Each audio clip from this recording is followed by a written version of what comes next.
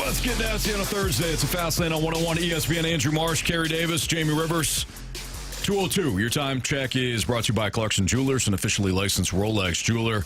Cardinals lose last night 7-0, and they are currently trailing the Pirates 6-1 in the rubber match. So unless there's a big comeback for the Cardinals, looks like they're going to drop this series against Pittsburgh. Kind of surprising, guys, especially coming after the walk-off home run by Ivan Herrera, who, by the way, had another home run today. Kind of surprising that this is the way that the series has turned. I mean, they were set up, they being the Cardinals, were set up very well with Michael McGreevy being on the bump in Game 2 following that win, but he allowed 10 hits, three runs, 1 walk, 1 strikeout apiece across 5 innings in that loss to the Pirates last night. The offense was non-existent, and the offense, unfortunately, kind of carried into today as well because they only have the 1 run, again, coming off the Ivan Herrera home run. One of the stranger starts that I think you'll see from McGreevy last night. Pirates are all over him with 10 hits and 12 hard hit balls.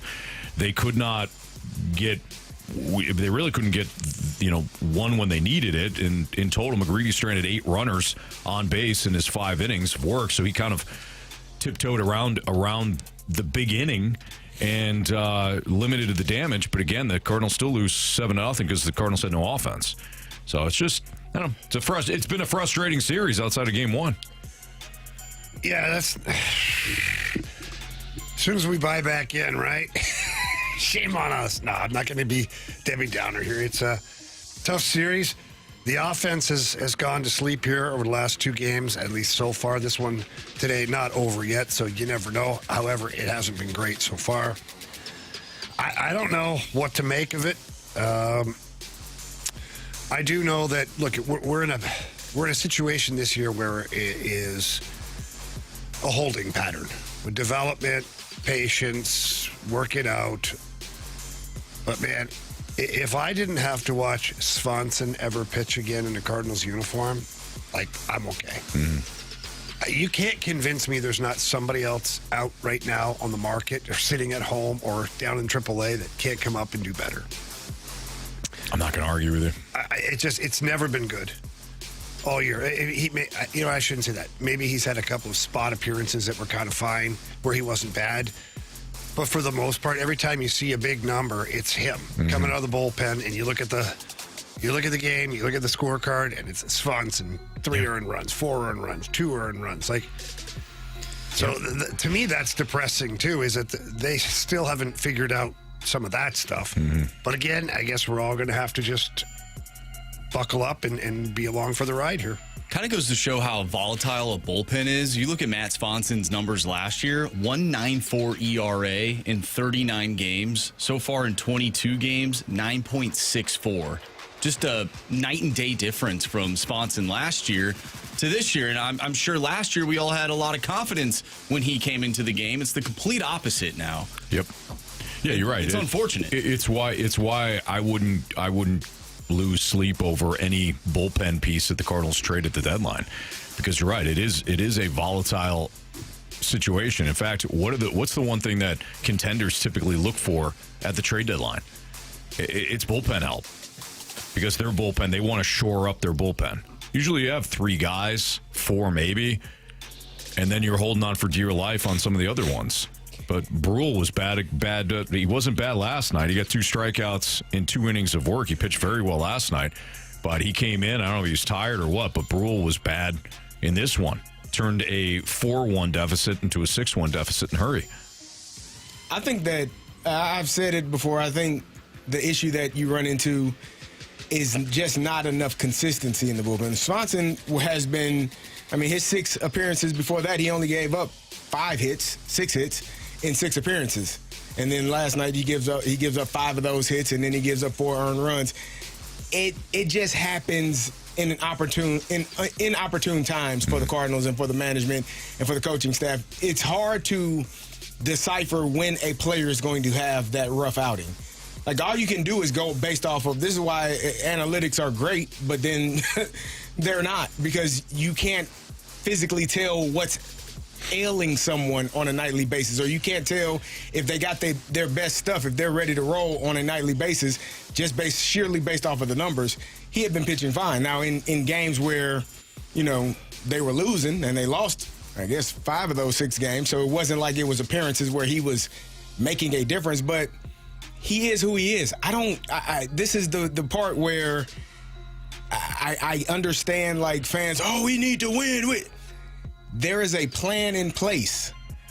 Swanson is on the roster. If Swanson does not continue to pitch well or continues to have rough outings, he probably won't have a job going forward. But I don't think that they're in that place right now to, like, it.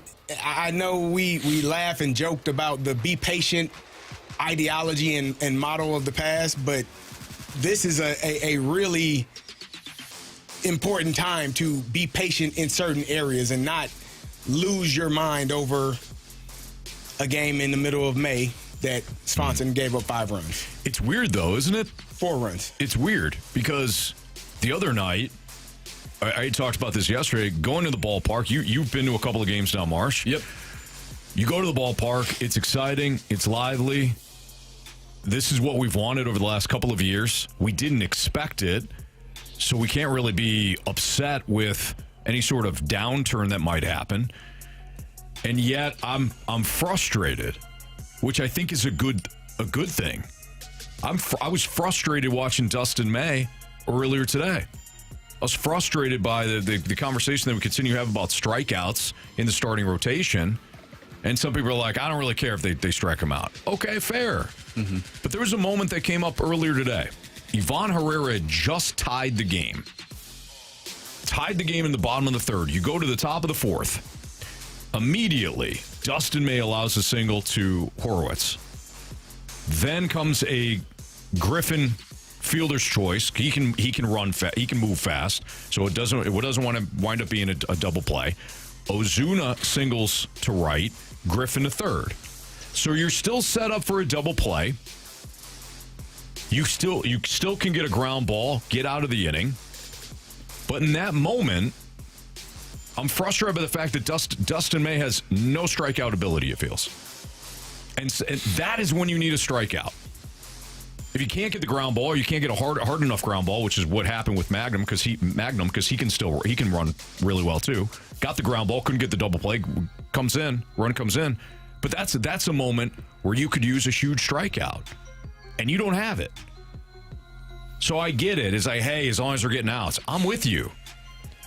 But this is also why some of the national media writers are saying, you know what? Let's pump the brakes on this. I don't think this is real. Well, even with how much McGreevy has looked awesome so far this year, 1 strikeout last night, 15 ground balls, as opposed to his last few outings in terms of ground balls, 6, 6, 9, 5. Last night, 15. It sort of caught up to him a little bit. It did. And I understand that if you're a high strikeout pitcher, your pitch count is also going to be high. I'm not overlooking that. But just like we talk about, we shouldn't be home run or bust with the offense, I agree. A home run is a tool in the toolbox. Same with the strikeout. So I'm with you in that, high strikeouts, it could wind up being a high pitch count. But if you don't have that ability to miss bats in certain situations and the ball is constantly put in play, then you might have to live with the fact that you're going to have some rough innings. So that's all my point is on that. But I'm honestly kind of happy that I'm frustrated right now. I'm frustrated by last night's game, and I'm frustrated by today's game because it means the Cardinals have given us something to root for. I think the Dustin May inning where you're talking about after Herrera hit the home run, that was just a really good play by Ozuna. I was saying it in the office. Ozuna stopped in his tracks, wouldn't let J.J. Weatherholt tag him, kind of slowed down so he could not get the double play because he couldn't throw it to second base to Mason Wynn. He stopped, and then they were unable to get the run at first. The runner scored. So that's kind of some bad luck. You didn't get a hard hit ball hard enough to turn the double play, and Ozuna made a really. What? It's in play. It's in play. But it's in play for a double play, which if you get that double play, you're out of the inning, and it's still 1-1. I thought it was just a good play by Ozuna, and that's not something we normally say around here. No, you're right. It was a good base running. I'm just saying, if I'm really talking about overall. I'm using that as an example. Might not be the best example. There's They don't have situations. strikeout stuff. They don't have strikeout stuff. But that's who they are, and you have to. I think they have built a team with the knowledge of knowing we ain't got strikeout stuff. Sure. So what have we done? We have built a very, very formidable middle infield and center fielder. Like up the middle, we're really, really good. And that's what we're going to lean on. And I think sometimes it works out well for you, sometimes it doesn't. Mm-hmm. I just think if I were to tell you, this is why I don't get too high or too low, Anthony. If I were to tell you the Cardinals are going to play the Pittsburgh Pirates 7 times and they're going to win 5 of them, what would you say? Great. Excellent. Sign me up. Yep. And that's where we are right now. Absolutely. If they lose today, they've won 5 out of the 7 games. The big picture is incredible. Don't get me wrong. The big picture, they're 28-20, probably 28-21 after today. The big picture with the Cardinals is outstanding. It is. If we're going to talk every single day about this club, though, there's going to be stuff that pops up, and this was something that I noticed today, and for last night for what Marsh was talking about as well with Michael McGreevy. What about the offense? Obviously Sunday, One run they don't score. The game before that, they had opportunities to not have that game go to extra innings. Mm-hmm. Yesterday, you score 0 runs.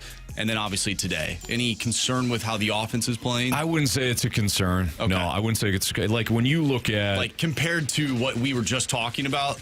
Not only that, but and I'm glad you brought up the word compare. Do you want to compare them to, let's just say, the Tigers, who was supposed to be, I know they've dealt with injuries, but the Detroit Tigers, here's their run totals over the last, I don't know how many games.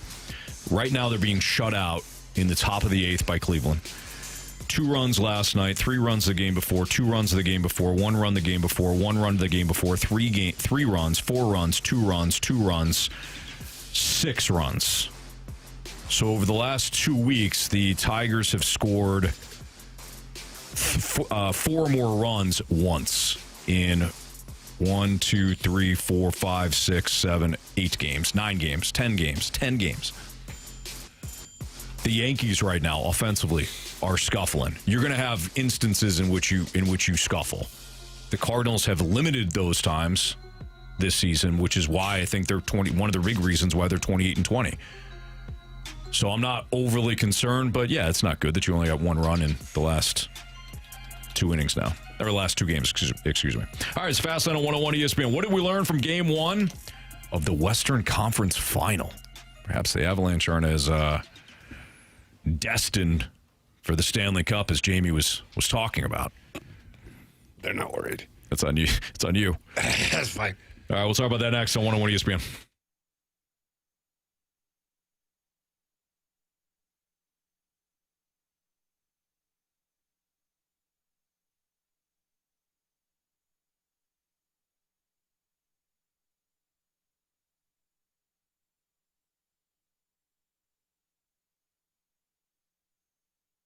Well, Urban Chestnut just continues to roll out great beers.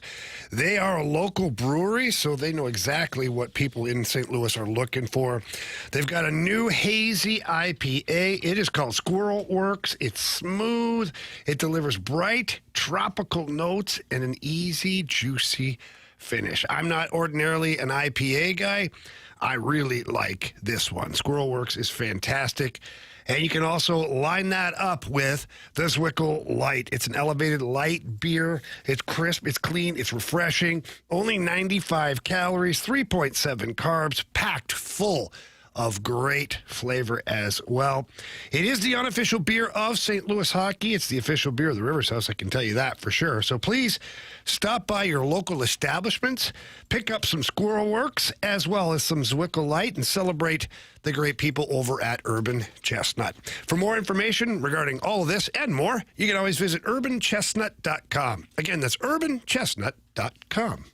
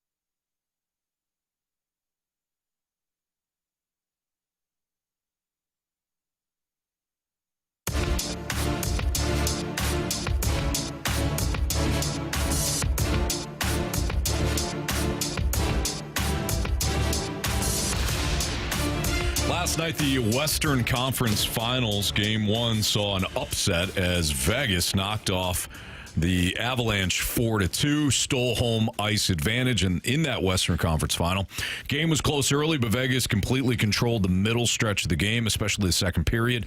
Colorado couldn't fully recover. I thought that really Vegas, one of the big reasons why they won is that they survived Colorado's early push.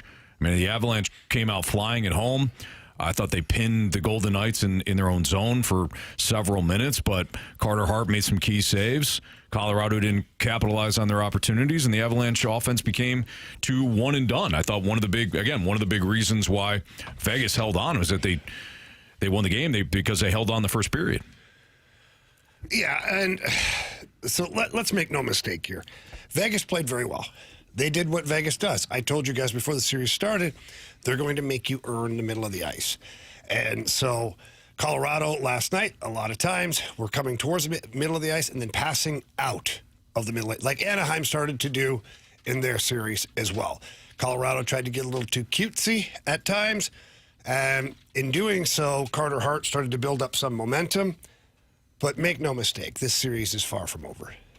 Colorado had 38 shots on goal. Carter Hart had to stand on his bloody head a few times to keep them in that game. Was it bloody? Did he? It may have been. Take a shot to the head at one point? But I'm telling you, make no mistake, the Avs are coming back in this series. Nathan McKinnon, following the game last night, he was asked by a reporter something. He goes, listen, I've said it 5 times now. Execution. We didn't execute. So, yes, Cale Makar is out. That's a big piece that's missing. Don't know when he'll be back. I think the Golden Knights stole one, which is great. Mm-hmm. They got a team that had been resting a little bit. They're coming off a big series win against Anaheim. Carter Hart was making the big saves. Vegas was keeping the second and third shots at bay pretty good. But I think the next game is going to be a much different story. The Avs finally got going just a little too late.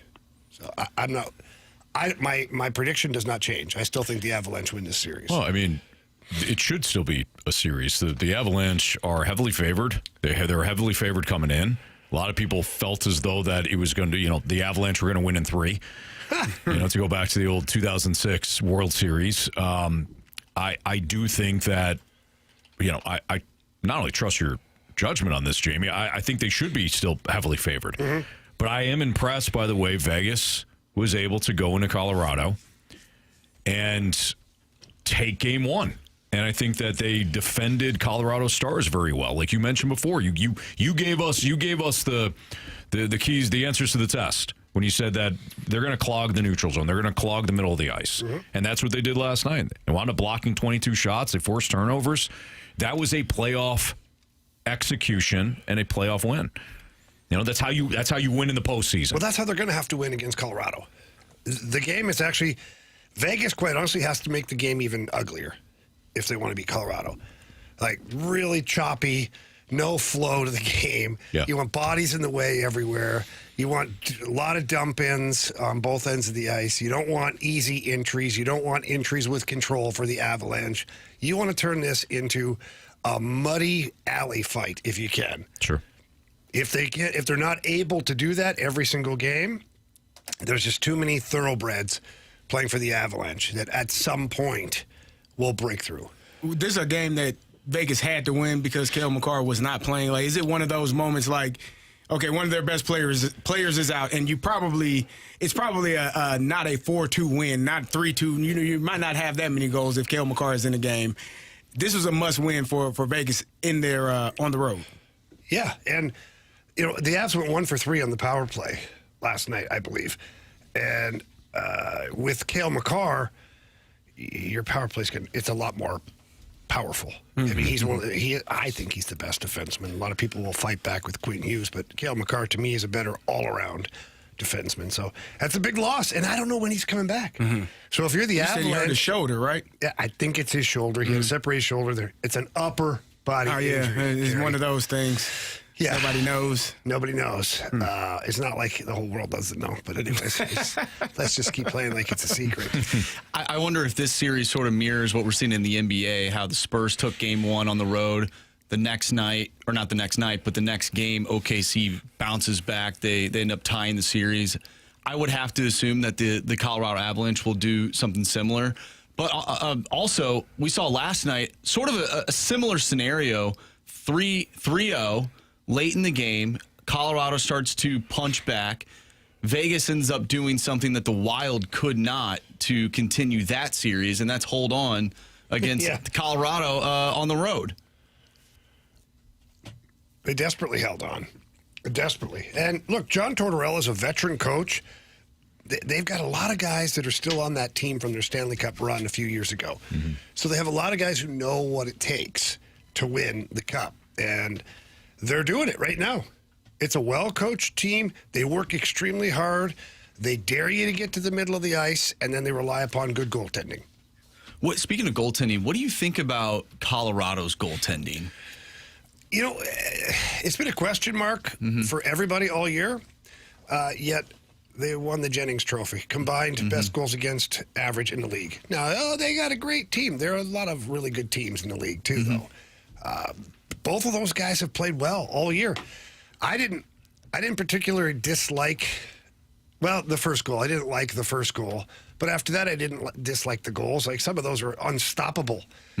So Carter Hart has elevated his game right now, and the Avs have to find a way to burst that bubble, and they got to get back to doing what they do best, is playing full-out speed, skill, and north hockey. When the Avalanche are skating north all the time, like non-stop, in your face, rush after rush after rush, it's an exhausting way to play for the opposition because you're defending nonstop. Pittsburgh currently up 6-1 in the bottom of the 8th right now. So barring a comeback for the Cardinals, they will fall in the series to Pittsburgh. They lost last night 7-0. So again, unless they mount a comeback here, the Cardinals are going to lose this series to Pittsburgh. We'll keep you updated on that one. How will Aaron Rodgers' career be remembered when it's all said and done? Kind of a fascinating conversation, given the fact that, he does have a lot of hardware and his resume looks very good. But if you compare it to a couple other quarterbacks that played over the last 20 or so years, did he disappoint? That's next on 101 ESPN.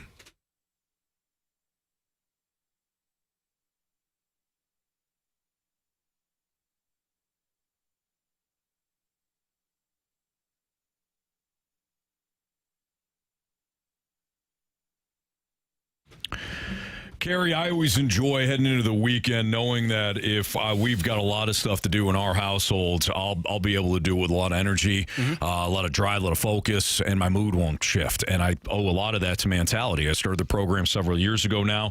They concentrate on free testosterone. So if you're feeling lethargic, if you don't have the drive inside or outside of the gym, if you know that you got a busy weekend coming up and you're dreading it because you just can't figure out how you're going to get it all done and your mood's going to suffer in the process, head down to Mentality, 2 different locations, CD. Yeah, and the thing that I love, we talk about it all the time, they're about real medicine. It's not one of those catchy, spur of the moment, new fad types of things that you talked about it. They're talking about testosterone, getting your testosterone back to the levels of when you were 25. Now, you won't be 25, but you will feel like you're 25 again. And 94% of men report renewed energy and focus within 60 days. That's one of the best things about it is once you get on your specific program, not my program, not Anthony's program, but your specific program, within 60 days, 94% of people feel much better. So what are you waiting for? Get down there, talk to them. 2 locations, one in South County, one in Chesterfield, and they'll take care of you quickly. And you can book your appointment right now online at lowtusa.com. Again, lowtusa.com. Schedule your appointment. It's simple to do so. It's simple to stay on the program, and the benefits are outstanding. Just ask CD and I. So tell them CD and Anthony Stalter from 101 ESPN sent you in there. It's Mentality.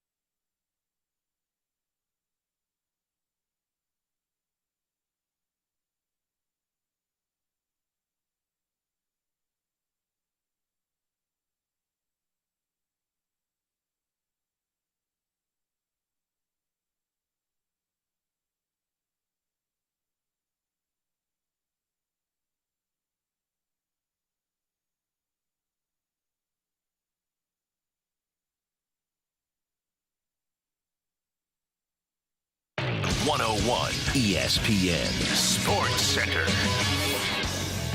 I'm Andrew Marsh. It's time for a Sports Center update brought to you by Saliga Heating and Cooling. The Cardinals currently trail the Pirates by a score of 6-1 in the bottom of the 8th inning. Runners on first and third with Jordan Walker up to the dish. We'll keep you updated on this one throughout the remainder of the show. But coming up next, we're going to dive into Aaron Rodgers. How will Aaron Rodgers' career be remembered? We'll discuss it next right here in the Fast Lane. I'm Andrew Marsh, and this Sports Center update is brought to you by Saliga Heating and Cooling, a Daikin heating and air conditioning dealer.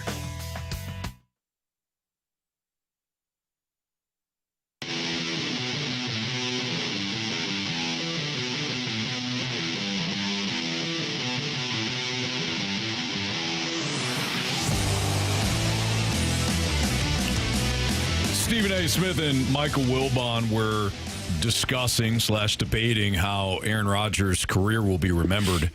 Yelling at each other, not allowing either to talk. Just kept talking over each other. It's Fastlane on 101 ESPN. Andrew Marsh, Kerry Davis, Jamie Rivers, I'm Anthony Stalter. And the conversation kind of evolved or devolved into whether or not Aaron Rodgers compares like his career talent-wise, not his career, but his overall talent compared to John Elway. And Stephen A. Smith made the claim, and he wasn't saying his like resume, his career resume matches Elway, just his overall talent. And Wilbon just destroyed it. So if we start there, before we get into how do you think that Rodgers' career will be remembered, talent-wise, do you think that Rodgers is on par with Elway? I think that question needs to be reversed. Do I think that John Elway is on par with Aaron Rodgers talent-wise? Talent-wise. Yeah, because I think Aaron Rodgers, as far as talent goes, I don't know why you're looking at me like that, sir. Talking about you, Jamie Rivers. Have you ever watched John Elway play? I did. Have you watched him play? Run, pass, do all that stuff? I definitely watched him run. Did you watch Aaron Rodgers run? Not a lot. Yes, you did. No, I didn't. Yes, you did. He did. Aaron Rodgers ran a whole lot before he got to the Jets and before he got to his last year or two. He did the discount double check every time he scored. Mm-hmm. He was running a lot. He had a lot of mobility and a lot of. You got it wrong. It's okay. I'm not wrong. Yeah. It happens. I'm not wrong. In comparison to the two, I mean, if you want to talk numbers or talent, I would say both are in favor of Aaron Rodgers. More MVPs. Both are Hall of Famers. Obviously, John Elway is currently a Hall of Famer, and Aaron Rodgers will be a Hall of Famer. But I think that talent-wise, I'm looking at. I love John Elway, and it's a different game that he played in the 90s and the early in the 2000s. 90s, yeah, 90s. 80s and 90s. But this game is more. I think Aaron Rodgers has been better in my opinion than what John Elway was, and I love John Elway. All right, so how do you think? Doesn't sound like it. I do.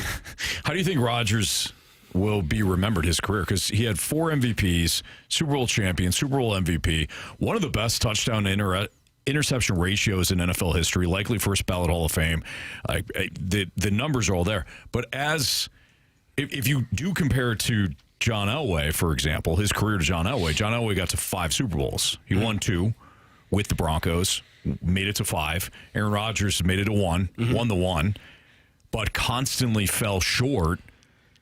And I know it's a team. I do. Yeah, I understand that. Super Bowls don't matter to me. But this is how I always felt with Aaron Rodgers. They matter.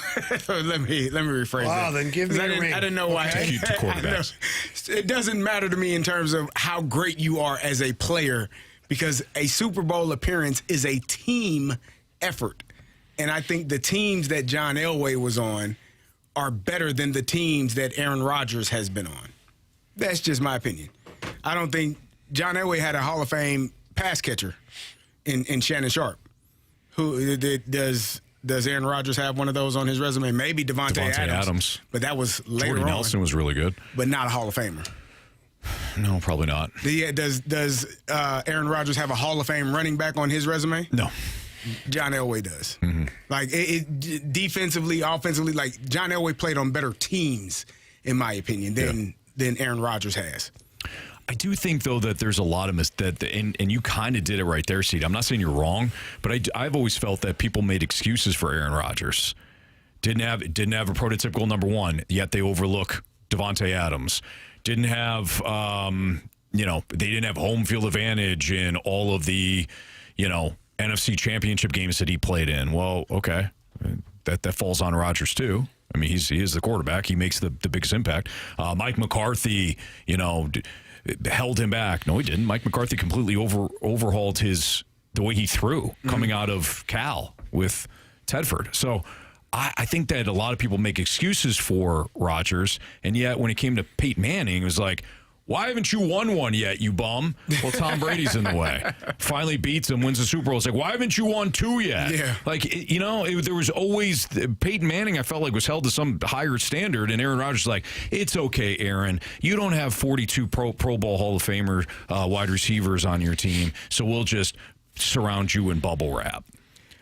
I don't give Aaron Rodgers that, because Davante Adams, I think you never drafted a first-round receiver. That was their narrative. But Jordy Nelson, as you mentioned, was a first-round caliber receiver, a one receiver. So was Davante Adams. Like, you had those guys, even though they weren't drafted in the first round. So that, to me, doesn't matter. What I'm talking about is the Hall of Fame talent that you play with and the guys that are on your roster, both offensively and defensively. If you don't have that, you don't have a chance, in my opinion, to win a Super Bowl, because it's not a quarterback. The quarterback doesn't also play cornerback. Right. He doesn't also rush the quarterback for his defense. He's not stopping anybody on 4th and 1. Like, there are so many elements he's not playing any special teams. Like, he's not punting or getting punts blocked. Like, there are so many elements that the quarterback can only control what he can control. It's a team effort. So for me, that when we talk about teams, that's why I think Peyton Manning is the greatest quarterback to ever live. Yes, he only has 2 Super Bowls. Tom Brady has 7. That doesn't make him a better quarterback, in my opinion. It makes him have played on better teams than Peyton Manning. Some of those teams did not deserve to be winning a Super Bowl. Well, then we know why. Without Brady. We know why. Why? They had some added help, man. You know what they're doing in New England? Listen. They're doing it now. I got nothing to say. Huh? I can't say anything. They're doing it now. Yeah, they're right back into relevance, baby. That's how we do it. Yeah, I don't know, man. I think. Yeah. So for me, if I have to pick, I'm probably picking Aaron Rodgers. But we are looking at some of the stats, because Jamie we were talking about the rushing stats, and John Elway only has 200 less rushing yards than Aaron Rodgers. But Aaron Rodgers, as we talked about, was a guy that did use his feet and ran really well. Right, like, it's tough. It's just like any other sport.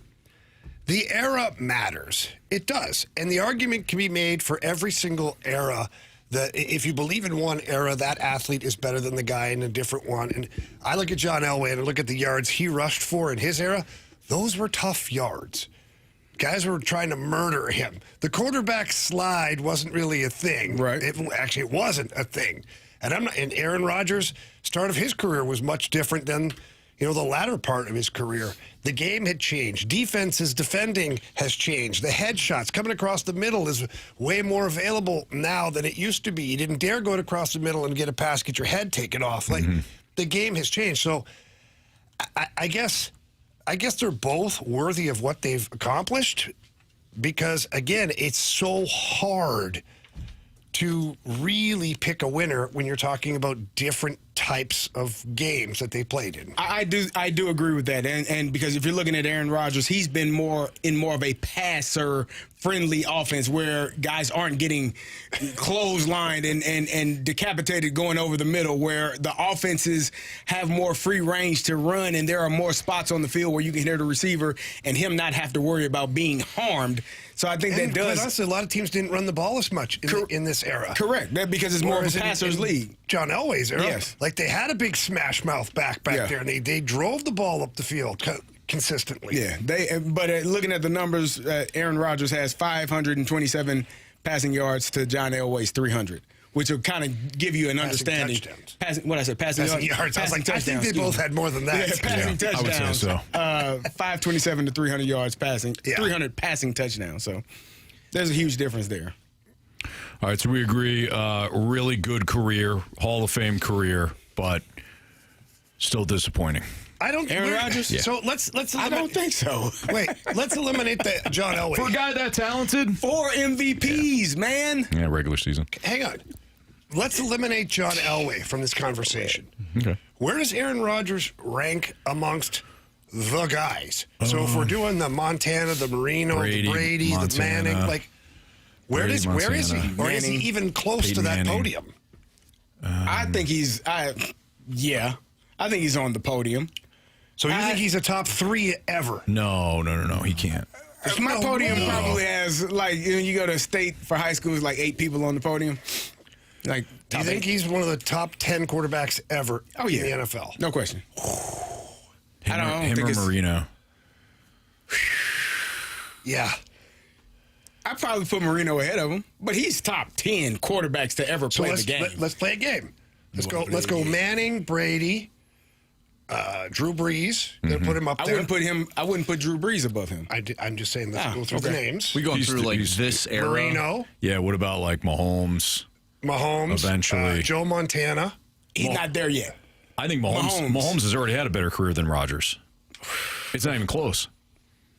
I would agree with that. Okay. I don't even think it's a I really don't even think it's a I can debate. listen to that.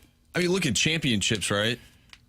Yeah, I mean, Kerry doesn't care about that. I don't care about, because that is not an individual thing. No, but if you take Pat Mahomes off of the Kansas City Chiefs, they're just the Kansas City Chiefs before Pat Mahomes was on that team. Yeah, they're nothing. And if you take Aaron Rodgers off of the Packers, they're a team without a quarterback after Brett Favre retired. 2 MVPs for Mahomes already. 4 for Aaron Rodgers. Yeah, who's played in 1,000 more games. 1,000 more, and He three-time Super Bowl MVP. Rodgers got 1. Couldn't get back there again. It's only been once. It's a fascinating. Who are your top 10 quarterbacks? Because Aaron Brady. Rodgers is on the list. Brady, Montana, Peyton. Yeah. Marino. I don't know. When we get to like this point, Jamie was right to just kind of start throwing in So names. like Drew I don't know. Brees, Marino. Like you got to start taking the best one, and then you can Marino, whittle it down. Mahomes. Brett Favre. I think that Rodgers has had a better career than Favre. Troy Aikman. Better career than Troy Aikman. Because what you're going to say is Troy Aikman won 3 Super Bowls. But Troy Aikman He had the best the teams. best damn team. That's not his fault. It's not his fault. You tip your cap to the front office and everybody that they drafted and the people that they brought in and all of those things. But Troy Aikman is not a better quarterback than Aaron Rodgers because he has 3 Super Bowls. He had a better team than Aaron Rodgers probably ever played on. Yeah, I also think we're selling the Packers a little short too. The Packers Their were defense, pretty good. He's had some. Who was Charles Woodson was a star on their defense? Well, they had what's his name? They've too. always been a sum of their parts defense. Who's the defensive lineman? Green Bay. Why am I? Reggie White. Reggie White, but Yeah, he didn't. why Play, is his but name- he didn't play. Rodgers didn't play with He was Reggie White. with Brett Favre. Yeah. But Rodgers has had some. Not every single year, but he's had some really good defenses. Really good. He ain't had a He's had multiple top 10 defenses. Multiple. We can't name any other stars on the defense. Well, I mean, I don't think it's all about star players, though. I think that matters when you have guys that can help you win championships. Well, Charles Haley is a Hall of Famer. He played for. But who did Dan Marino have? He also didn't Besides- have any championships. And Mark Clayton. That's my point. So when we go to the Cox, championships, that's why. Because it is a team game. You didn't have those guys that you played with, and therefore you don't have championships. That doesn't negate you as a great player because you don't have the championships.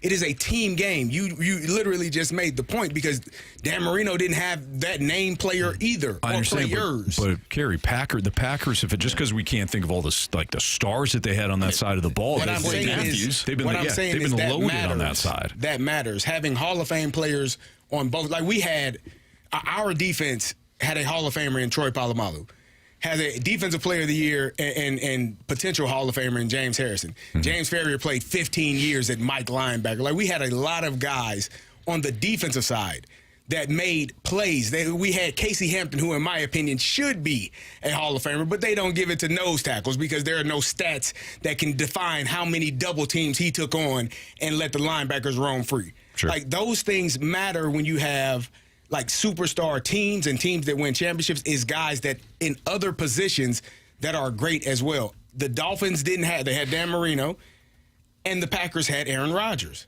And so they don't win championships, but that doesn't make them less of a quarterback. Like Troy Aikman had I agree. Yeah. so many guys on his teams that were Hall of Famers. That's why they won championships.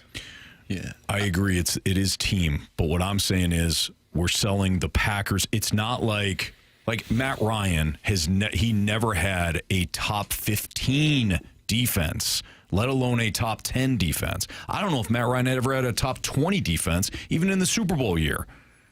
Aaron Rodgers had multiple top 10 defenses as a unit. So I do think that again, this goes back to my main point of we tend to like make excuses for Aaron Rodgers for not having multiple Super Bowls. It's just disappointing, right? It's disappointing that he doesn't have multiple ones, especially not being in the AFC for a majority of his career. If he was in the AFC, we could probably chalk it up to Brady, Manning, and that's it. Right. Right. But he was in the NFC where there wasn't, you had your Drew Brees, who made one. You had Matt Ryan, Russell Wilson. He wasn't even in the same damn conference as Tom Brady. He was not. He was in the NFC. Or Peyton Manning. It's just different. Yeah. So it's disappointing. Great quarterback, top 10 in my opinion. No doubt. It's just disappointing that, one, he didn't make it to 2 Super Bowls. Mm-hmm. Massive disappointment of a career. I agree, Marsh. I completely agree with you. Yeah, see? Cardinals lose 6-2. Yeah. We'll break down What the the heck? Series L. What was that? Next on 101 ESPN.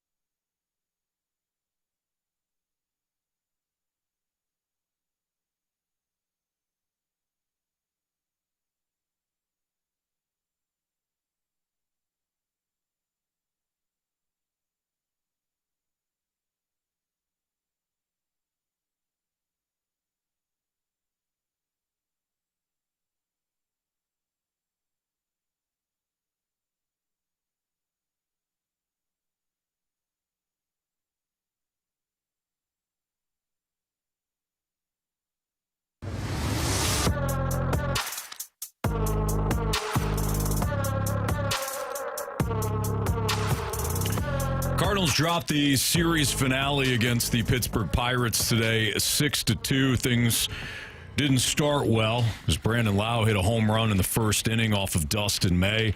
Ivan Herrera did tie the game in the bottom of the third, but May coughed up that run, gave it right back to Pittsburgh in the top of the fourth, and the Pirates never trailed after that. The Cardinals had kind of a meager comeback in the bottom of the eighth when Walker did single in Herrera at 6-2, but couldn't do anything after that. So again, 6-2 final at Busch Stadium. Cardinals dropped 2 of 3 against Pittsburgh. I think it's okay to be disappointed.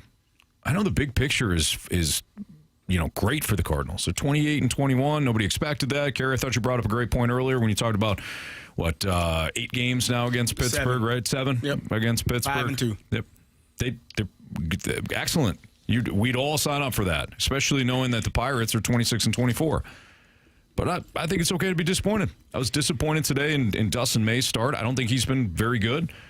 The bullpen again with Brule, who pitched very well last night, but Brule has had an up and down season thus far. He wasn't good. And the offense has only scored 2 runs in the last 18 innings.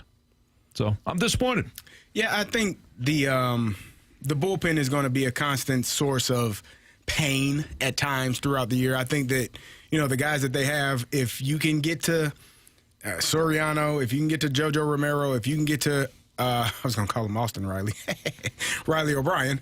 I think you got a really good chance to win that game. But if you can't, some of those other guys, they have their hiccups. They have their struggles. Svenson's hiccup was last night. Brule had a little bit of a rough inning today. So I think that's part of, again, the maturation and the progress of this team. And I just have to believe in my heart that there is not a level of panic in the organization when things like this come up.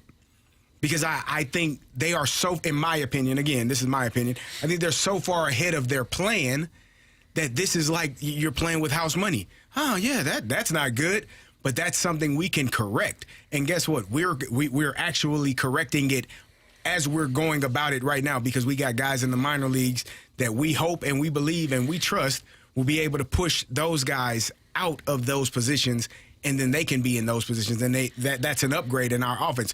We don't have to go trade for it. There's no, in my opinion, it would be foolish to say, oh, we need to go trade for it. We need to go get somebody. No, that's not the plan. The plan is this is how we've set things up, and I think that they understood who these people were, and if it's good, it's good, and if it's not, this is exactly what we expected. Sure. So I'm not bothered. I can't be mad at somebody for being who they are. I can be happy if they show me something better than what I already thought. But if I think that this is what they are, then that's what I expected. And I figure it out and I move on from that when the time permits. Yeah, so I'm upset, but I'm upset because I like watching them play this year. I'm not upset thinking, well, am I really fond of Svensson? No, I'm not. I don't think many people are, for that matter. But I think, I said it yesterday, and I think the hardest thing that Chaim Bloom is going to have to deal with this year, this was unexpected. So the hardest thing he's going to have to deal with is staying disciplined. Sure. Because it's human instinct to get caught up in the moment. Look at how good your team is playing. Look how well look how much you've overachieved already. Look at how Jordan Walker's playing. Herrera's hit. You're like, ooh. Like, if we only had this, like, we could, maybe it could, yeah. But the key is going to be stay disciplined. And if Chaim Bloom stays disciplined in this process, and he may add at the deadline a little something, he may trade a little something, but if he stays disciplined to what he thinks the process is, and so far we can't argue with it, this team could be really good for an extended period of time, rather than just doing the old, okay, knee-jerk, we're doing pretty well, let's do this, and I don't care if we move on from this or this young pitcher or whatever. Right. So for me, I'm upset because I like to see them win. I like Cardinals baseball. Winning is better for Major League Baseball. It just is. Look at how much people have talked about it already this year. Yep. So that's why I'm upset, but otherwise I think that they've got to stay the course. I do think after 5-6 in the lineup, there is more to be desired from an offensive standpoint. Well, that's every team, though, almost. Yes, but I think, and some people might not want to hear this, I think this team needs Lars Nootbaar. I don't disagree at all, Marshy. I think this team needs Lars Nootbaar. A healthy Lars Nootbaar. He should be And where are they gonna returning find that soon. Well, hopefully soon. He's down in Memphis right now. So you plop him in left field. I think that gives your lineup a little bit more depth. And, maybe you can outscore some of your problems from the bullpen. Not saying that's the best way to win over the long haul, but I do think that they need him to step in and produce. All right, Cardinals fall today 6-2 to the Pirates. We will talk to Bill DeWitt III in about 15 minutes. We'll talk to him about some great things that have been happening at Busch Stadium, including what the Stephen F. Austin Club baseball team did with the tarps off and how the promotions kind of carried through. And we'll talk to him certainly about just expectations coming into the season. So Bill DeWitt III will join us in 15 minutes. Marsh has got what's trending for you next, though, on 101 ESPN.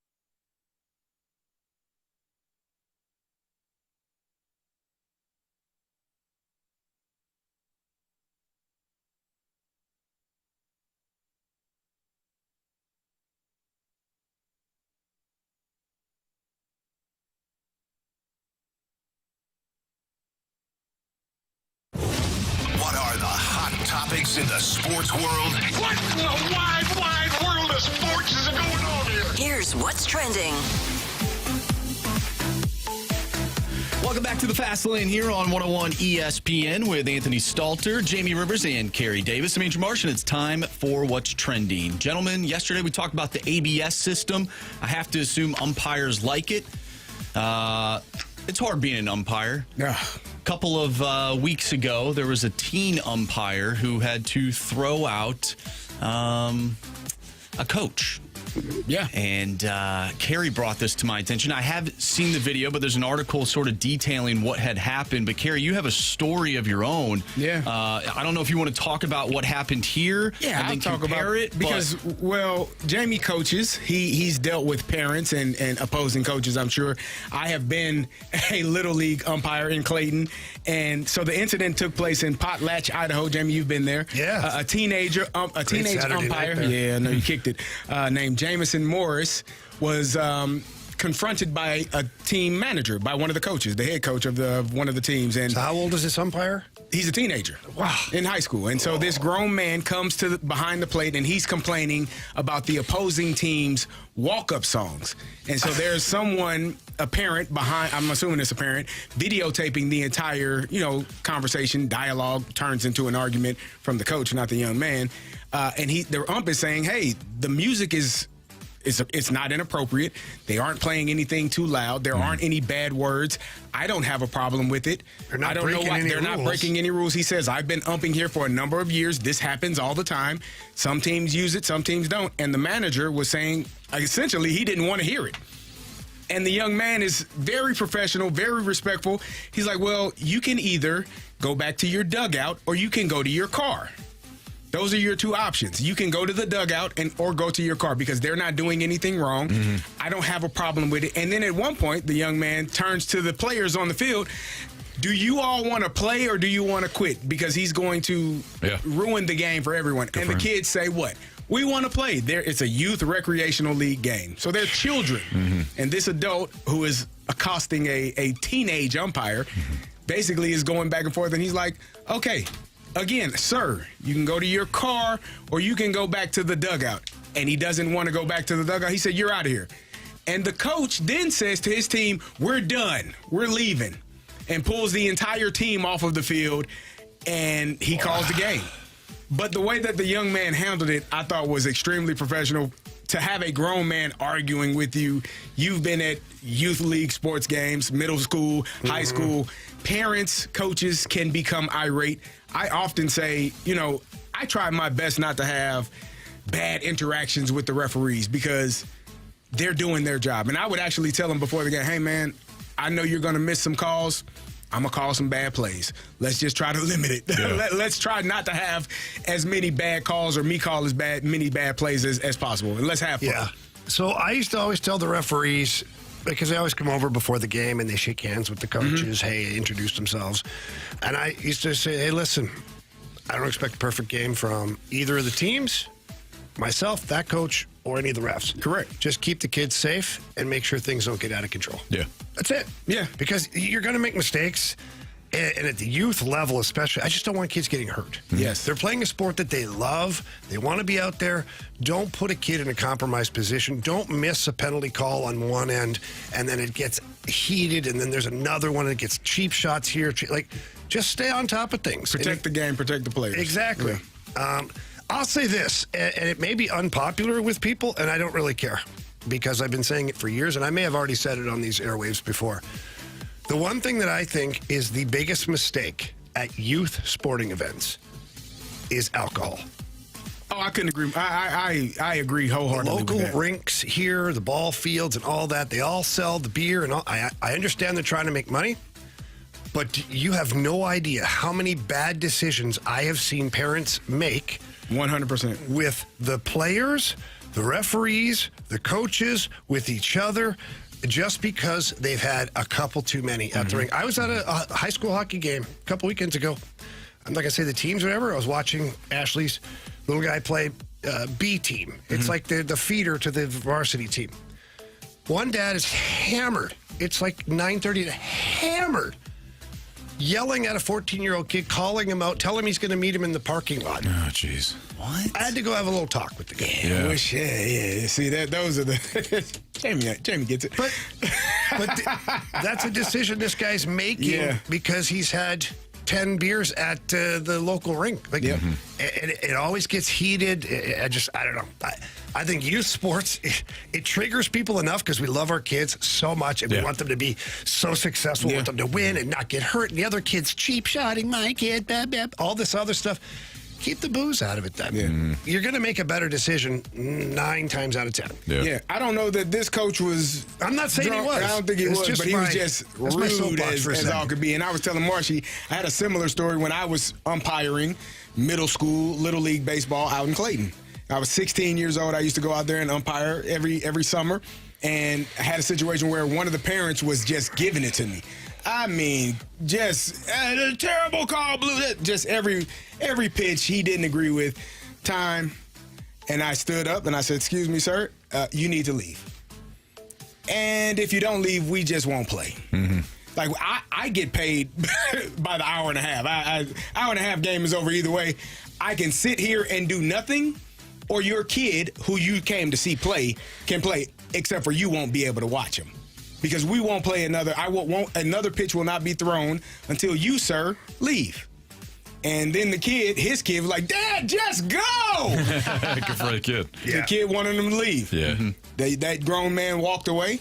Good for him. We played the game. Good for the kid. But that is like parents, coaches of youth league sports, like have some decorum about yourself. Have some respect what are you teaching for the kids too. You're not. When you're a coach or manager or anything to do with the team, you're an influential person in those kids' lives. I've said this before. I run into kids now at a bar, at a restaurant that I coached way back when, and they talk about how the positive impacts they had playing for that team. Not necessarily me, but they had a great time. They remember this. It's one of the best times of their lives, winning this tournament, that tournament.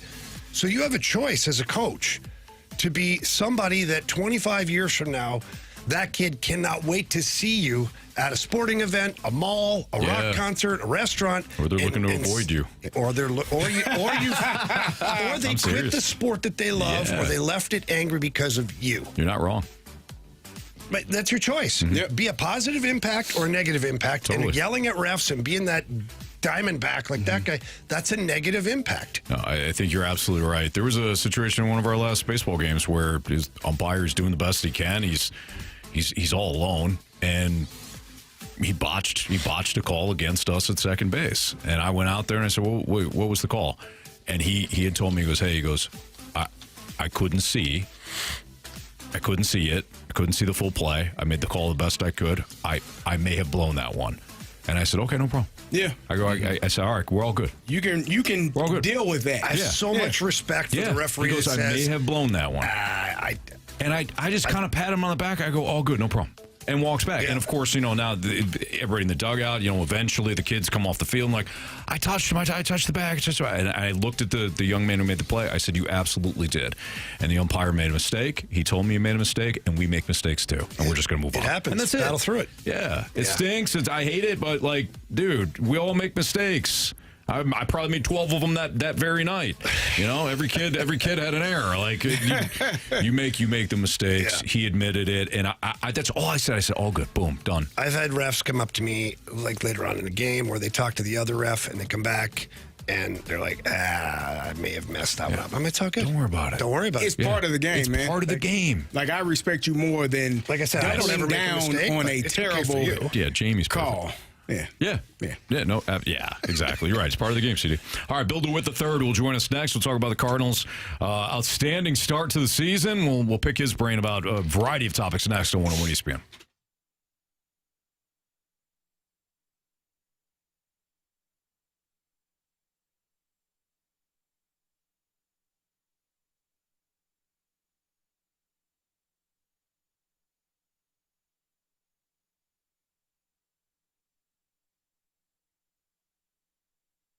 Well, the Stanley Cup playoffs keep on going tonight. The Montreal Canadiens and the Carolina Hurricanes.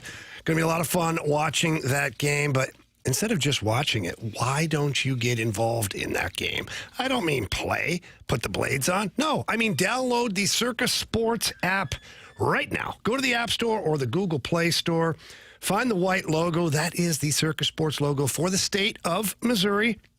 Sign up, get yourself all set up, and then you are good to go. Right now, they get the Montreal Canadiens at plus 170 in this game. I don't know about that. I like the Canadiens in this game. Call me crazy, but I'd put a little bit over there on the Montreal Canadiens. I think the over is going to hit tonight. It's at 5.5, so there's a little two-leg parlay for you. You can find that over at Circus Sports as well. Every single day, they have the best odds of any app that is out there. So just know that you're getting the best all the time. It truly is sports betting the way it should be. So please download that app. And for more information at all regarding Circus Sports, visit them at circusports.com. That's circusports.com. Must be 21 or older. Gambling problem? Call 1-800-GAMBLER.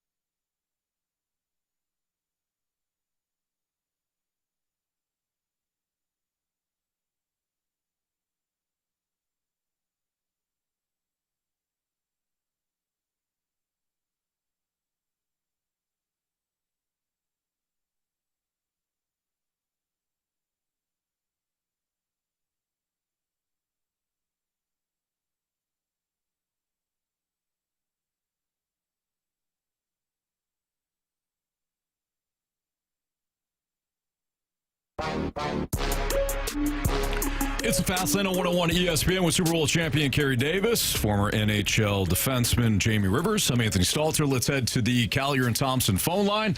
We're joined by the Cardinals' very own Bill DeWitt III. Bill, thank you so much for joining us. Hey, guys. How's it going? Good. Bill, I got to ask you right off the hop. I mean, nobody saw this tarps off coming. Well, take me behind the doors a little bit as to what a quick meeting would be about the tarps off situation, and then you guys dedicating that section and just kind of the organic swell that it's had. Yeah, well, I mean, I was at that first game and noticed it myself, and I thought, like, at first I thought it was like one of our group sales initiatives. You know, sometimes you'll see like several hundred people in T-shirts somewhere that's part of a group, and at first I thought it was that, and then I kept growing, and I'm like, no, that's not that. And then they were doing the chants, and I'm like, this is pretty cool. So I was caught off guard just like everybody else, and you know, and then we didn't really talk much about it after game one, and then game two it started happening again, and then we were like, okay, should we be doing anything, you know, from like a club point of view to either promote it or do something fun with it? And we kind of just said, why don't we just let it go, you know, just see where it goes. And of course, Ollie and everybody did the whole thing with, you know, the clubhouse, and that kind of went viral on social. And the only thing then that we met about was, it actually probably isn't the perfect spot for that because there are some tickets in that area that for people that have tickets there, it might be a little bit off-putting or whatever. So we moved him. So we identified that section just below, right field bleachers that made more sense where we didn't have season tickets. And then, that's all we really did. And, everybody's brainstorming a little bit how to do it. But, of course, then it went to these other teams. So, now it's like, wow, this is becoming an MLB thing. Yeah, well, first of all, I think you guys moving them down a little bit, I actually think where they're at now is unbelievable. I think it's perfect, very visible. You can see it very easily on TV when they pan around there. But, as an organization, though, you've got to be thrilled with this because you thought this going to be a bit of a tough year rebuild. We're not sure the team. We'll get into the team in a second, but they're playing fantastic baseball, exciting brand of baseball. You're getting lots of media attention for the way you're playing, and now you're getting lots of positive media attention for this promotion that really wasn't a promotion. It's not a bobblehead or anything like that you guys are giving away. It's been this massive support group now that has become a thing. It really is kind of the perfect storm when you think about it from an organizational standpoint. Yeah, exactly. I mean, we've been really excited about it. And, of course, the team's played well. Tough to drop a couple here to Pittsburgh the last couple of days. But, this is a really fun group to watch. And fans are really responding to, this being a homegrown team. And all the guys are kind of in it together. And that has its own kind of chemistry. I mean, in years where we've had really good teams, it's generally been a mix of veterans and young players coming up. But this is the first time we've really been all young. I think we're the youngest team in MLB. And that has its own unique challenges, but also benefits. And for us, we're seeing the benefits right now. And then this whole tarps off thing it just shows you, it's why you play the games. It's why you tune in. Anything can happen either, on the field or in the stands, and so it's been really fun. Bill, this team has been playing really well this year, and Oliver Marmol is a great person for the job. I think that all of us here agree with that, but there are some people that obviously have felt otherwise over the past couple of years, and this spring you all gave him a contract extension. What went into that mindset of saying this is the guy that's going to lead this group and the belief that you had in him? Well, we really tried to leave it up to Chaim in terms of whether he wanted to work with Ollie, and Chaim had a very open mind about it, which I thought was great. He's like, look, I don't have any predetermined manager or ideas for that. So let me try working with him for a little bit, and then if it's going well, we'll, try to extend him. And that's exactly what happened. We were open to that approach because you don't want a new president of baseball ops to be, feeling like he has to inherit somebody. And so we were really happy about that because we really liked Ollie and felt like he had done a good job with the transition that we were undergoing. And so, so far so good. It's worked out, and it's a great working relationship with those two. And that's really the main relationship. I mean, manager needs to get along with, fans, media, players, front office, and all that. But that president of baseball ops / manager relationship is probably the most important one, and that's been going well. Bill DeWitt III joins us right now on the Fast Lane on 101 at ESPN. Bill, I'm interested to know if you could take us behind the curtain a little bit coming into the season, from a fan perspective, from a fan engagement perspective. Obviously you hit a very organic thing here with the tarps off, but when you were coming into this season, what was the game plan in terms of fan engagement? What did you guys hope to accomplish, and what was different about this year than in years past? I would say because of where we are in the competitive cycle and the, focus on the young players, we knew we had to push a few other different themes. And so, for example, you probably heard about the promotion where we had the, $29 all you can eat out in Big Mac Land, the Coke promotion. That was an early win for us in terms of trying to reframe this as, come down for a great time and enjoy some fun baseball. We also did some work with kind of segmenting our fan base and trying to understand really the different types of fans that we all know, but, putting a little bit of analysis to it. And so that's showing up in both the marketing and in the game day presentation. So, for example, kids is we're talking about Sundays is for kids, and families. And you see that in some promotional stuff, and then you'll see on Sundays that we have, the free ice cream and the Fredbird out there in the outfield and a whole bunch of programming related to that. Whereas Friday night is much more of a, call it young professional or young adult type of an arrangement where you've got a DJ up in the Bud Terrace. And so really trying to cater to different demos and have the game day experience really match that where we're changing it. And I think over the years, we probably got a little stale in terms of our programming feeling the same if you went to a lot of games. And so part of it is, mixing that up a little bit. But the big part is the value piece, Sure. Going back to that food promotion and then some other areas where we really want to make sure people felt like there was value ideas out there for them if they wanted to. Well, yeah, so far, Bill, I can tell you that being at the ballpark and people that have gone are having a really good time, which is great. The ballpark should be a fun place to be. The last one I got just about some of the operational side before we get into some of the on-field stuff is, you had John Mozeliak for a really long time.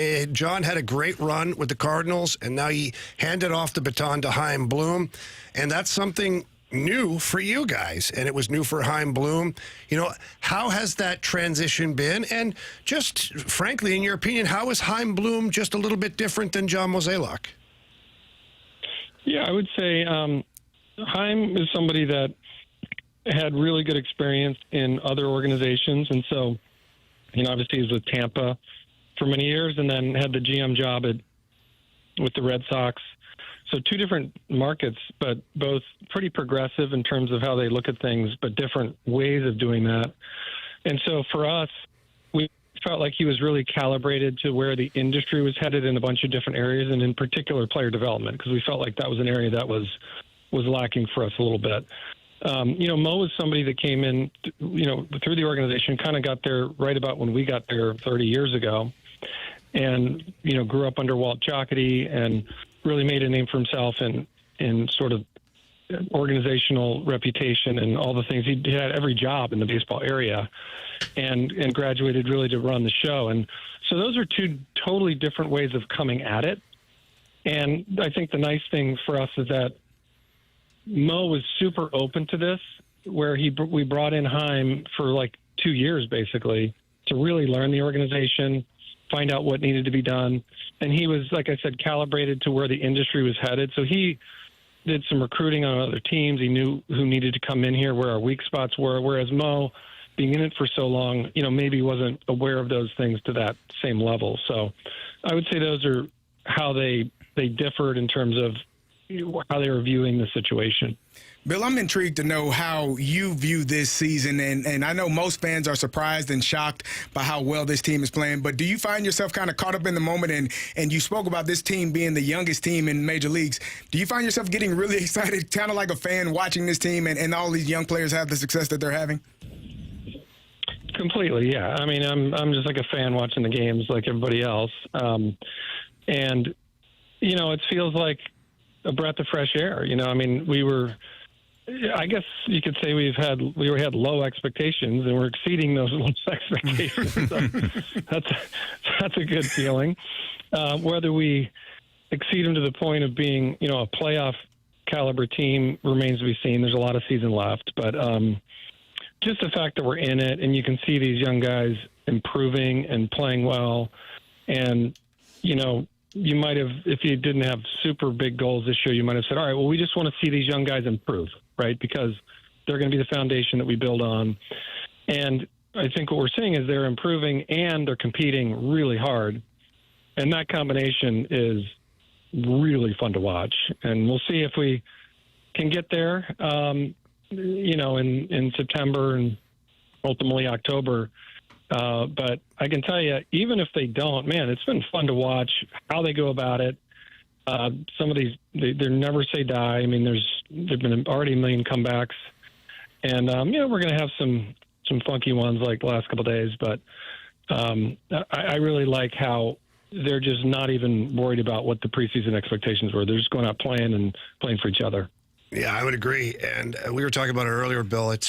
it's fun having people get pissed off now when the Cardinals lose. Like, it says something to where, they're back to being emotionally invested. And, that leads me to my next question here. And our text line is buzzing because we have passionate Cardinals fans. And I think the biggest question that people have is, if your team finds itself in the same spot you're in right now, come trade deadline, will there be a shift in thought process, or will Heimblum and you guys and everybody just kind of stay the course? Because Cardinal Nation are like, let's go all in, let's go get this thing, and that may not always be the right answer.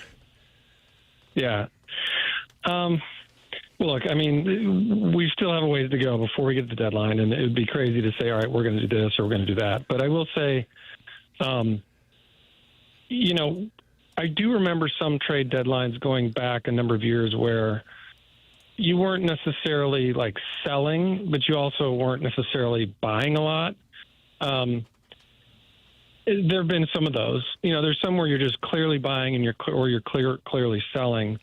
This one could be one that's a little complicated. I will say that, and Heim has said this repeatedly, we're not going to do something that is likely to hurt us in the medium to long term, right?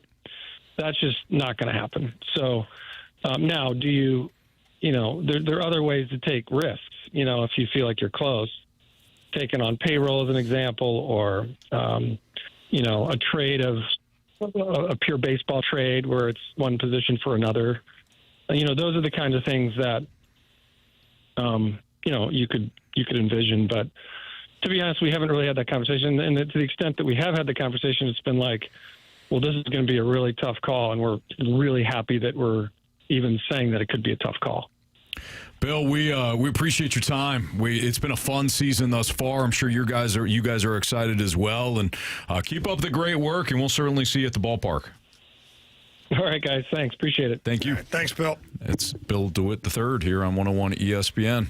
Good stuff out of Bill. It's always intriguing to see, because you don't know what ownership or upper management is thinking, especially when you got a team that has been very surprising in a pleasant way. Yeah. Sometimes that changes things. And I thought his answer about that was correct. Yes, it's way premature to be worried about the trade deadline, but we get it every day on the text line. Sure. People are talking about it all the time. That's a good thing. And I think Heimblum has said the same thing throughout the course of this, is you might see a little bit of both. Yeah. Going to get something and trading something away. Like, who knows? Mm-hmm. Yeah, I agree. All right, it's Fastlane on 101 ESPN. We have the Sports Six-Pack Part 1 coming up. 314-399-9646 is the Air Comfort Service text line. So if you got a question for us, send it in. We'll answer it next on 101 ESPN.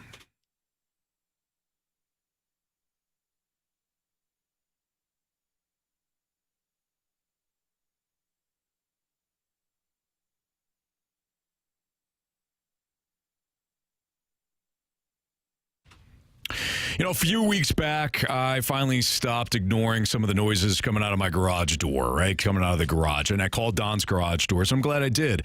Their technician, Jordan, came out to the house. He was fantastic, super friendly, really knowledgeable.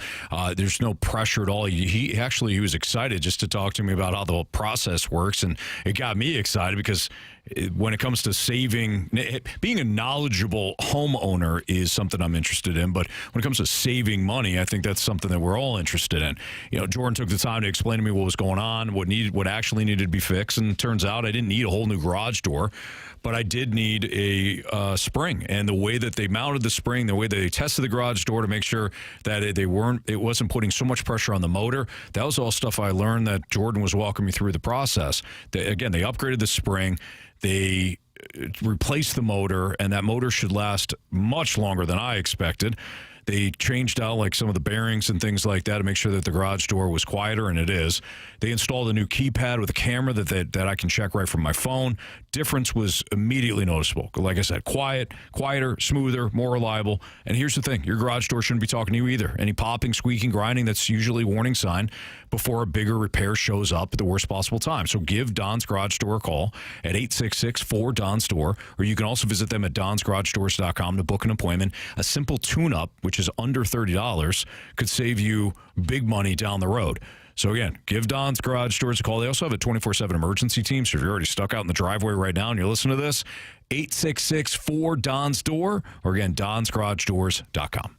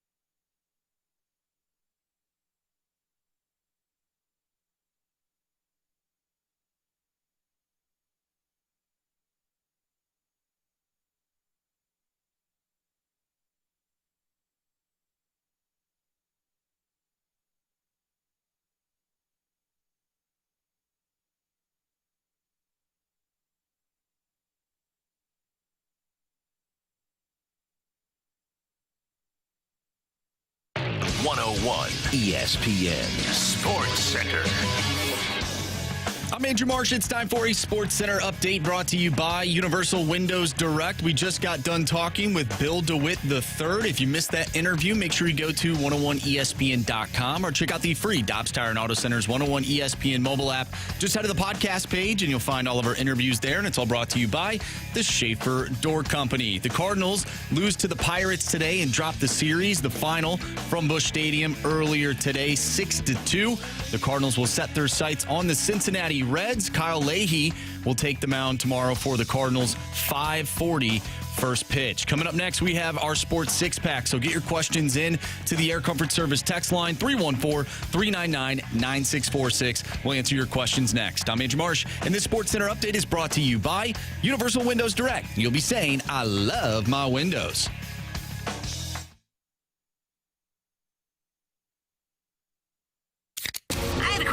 It's time for the Fast Lane to answer your sports questions. I want to ask you a bunch of questions, and I want to have them answered immediately. Asking me all these weird questions. Answer the question. Answer the question. Answer me! Refreshed by Urban Chestnut. Urban Chestnut Swickle Light Premium Light Beer. Live your lifestyle, St. Louis. It's Fastlane on 101 ESPN with Kerry Davis and Jamie Rivers. I'm Anthony Stalter. Here's Andrew Marsh with question 1 for our Sports Six Pack. Question number 1. All right, Ed texted in, the goal in sports is to win. So, of course, the plan should be to try to win by getting better at the deadline. Why all this do-nothing talk? Because sometimes you can do more damage than good. And we've seen that with certain organizations that think they're closer than they are. So they go all in, or what they think is all in. They trade young pieces that haven't developed yet, and they don't know what they are. So they really don't know what they're trading to go get that veteran player, whether it's a rental at the deadline or, a rental for that year and one more year. You can capsize your franchise quickly by getting too emotional and trying to go all in too often.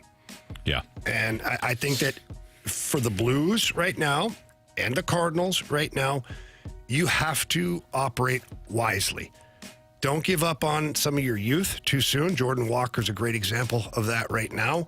And then don't look to bring on big money unless your team is ready to actually win something. Yeah, it's a good question, and I understand why it's phrased that way. At the same time, it doesn't have to be an all or nothing thing. It doesn't have to be a do nothing as in completely do nothing. I think that you can add some rental players to give address some of the areas that might be a weakness so that you can continue to move forward here. But Jamie's right. You cannot sacrifice the long-term plan because the team is playing better than everybody expected. Like the long-term plan has to be in place. Mm-hmm. I think it's important to remember, and Jamie kind of hit on this, like you're not trading for something great and not giving something up. Like I think that part of it often gets overlooked when people, why don't they just trade for Shohei Ohtani? Can they? I mean, I'm sure maybe. I don't know. I don't even know if we have enough. I don't know if they got enough in the reserves to pay the back end. I don't know. I don't count anybody's money. But that's my point. Like, you have to give up something to get something of value. And to Jamie's point, if you're doing that, you could be sabotaging your future for what you think is a one-year situation where you're like, we got to do it right now. God bless you. Thank you. Yeah, I think that's important to remember. Like, you're going to have to give up one of these young star pitchers that you think is outstanding if you need something right now that you value it. Like, you got to give up something. And you don't think teams are going to want Weatherholt, Mason Wynn, that's Jordan Walker? That's what they're going to want. You're damaging your current roster and potentially the future for what you deem as, we got to win right now. Totally. And I never agree with that. Set yourself up for long-term success as opposed to rushing in and trying to get it one time. Agreed. What's the saying? Don't rush down there and... It's a young bull and an old bull. Yeah. One down, one cow when you can... Run down there and have one of those cows. Or you can walk down and have them all. Take a little longer. Yeah, take your time. I thought it had to be your bull. Yeah. It can be. It can be. Yeah. Now, I did say earlier that I think the Cardinals need Lars Nootbaar in their lineup. It's like making a trade. But if they decide to trade Lars Nootbaar, could they get bullpen help, much like in 2011 they traded Colby Rasmus to get bullpen help without giving up that much? Yeah, I don't even think you need to give up Lars Nootbaar to get bullpen help. No, I don't think so either. I agree with that. I think you give up a Lars Nootbaar for a possible rotation guy, quite honestly, because he's going to carry value on the market. He just is. Assuming he plays and stays healthy. All that stuff. Yeah. Caveats. Big assumption, though. Question number 2. Huge assumption. All right, from the 314, does Simone Nemitz make a lot of sense for the Blues? I mean, yeah. It depends what you're giving up. That's kind of what I look at when I look at a player like that is, what will it take? By the way, we have to tell people he plays for the New Jersey Devils, and it's been reported that he wants out. Young defenseman. Yeah, of New Jersey. I don't know. I don't know what it would take to get him. He's nothing on the salary cap, $918,000, which in the NHL is not much. But I mean, Do you need another left-handed defenseman right now? So if you did that, you'd probably want to unload something that you currently have. And you got to look at this and say, is he better than Theo Lindstein? Like, will he be better than Theo will be? Because that's kind of his competition right now. Because Broberg is a star. He's not going anywhere. Fowler right now, he's going to be in your top 4 or certainly your third pair left-hand shot defenseman. Is he better than Tyler Tucker in different ways? Yes, he is. Is he tougher? No. What are the Blues lacking, in my opinion? Toughness. So I don't know what the ask would be for said player. He doesn't have a lot of NHL games under his belt. I believe he's only got a handful, quite honestly. When you look at the New Jersey Devils, he's got about 100 games, I think, 155 games total in the NHL. So he's still young. So he falls into that category of Logan Mailloux, a young defenseman who's still developing. We don't know what he could be eventually. He could be a star or maybe not. To me, it comes down to what you'd be willing to give up to acquire said player. Because you also have Juracek, a young defenseman. Like, you've got some guys coming. And we were talking about it in the office.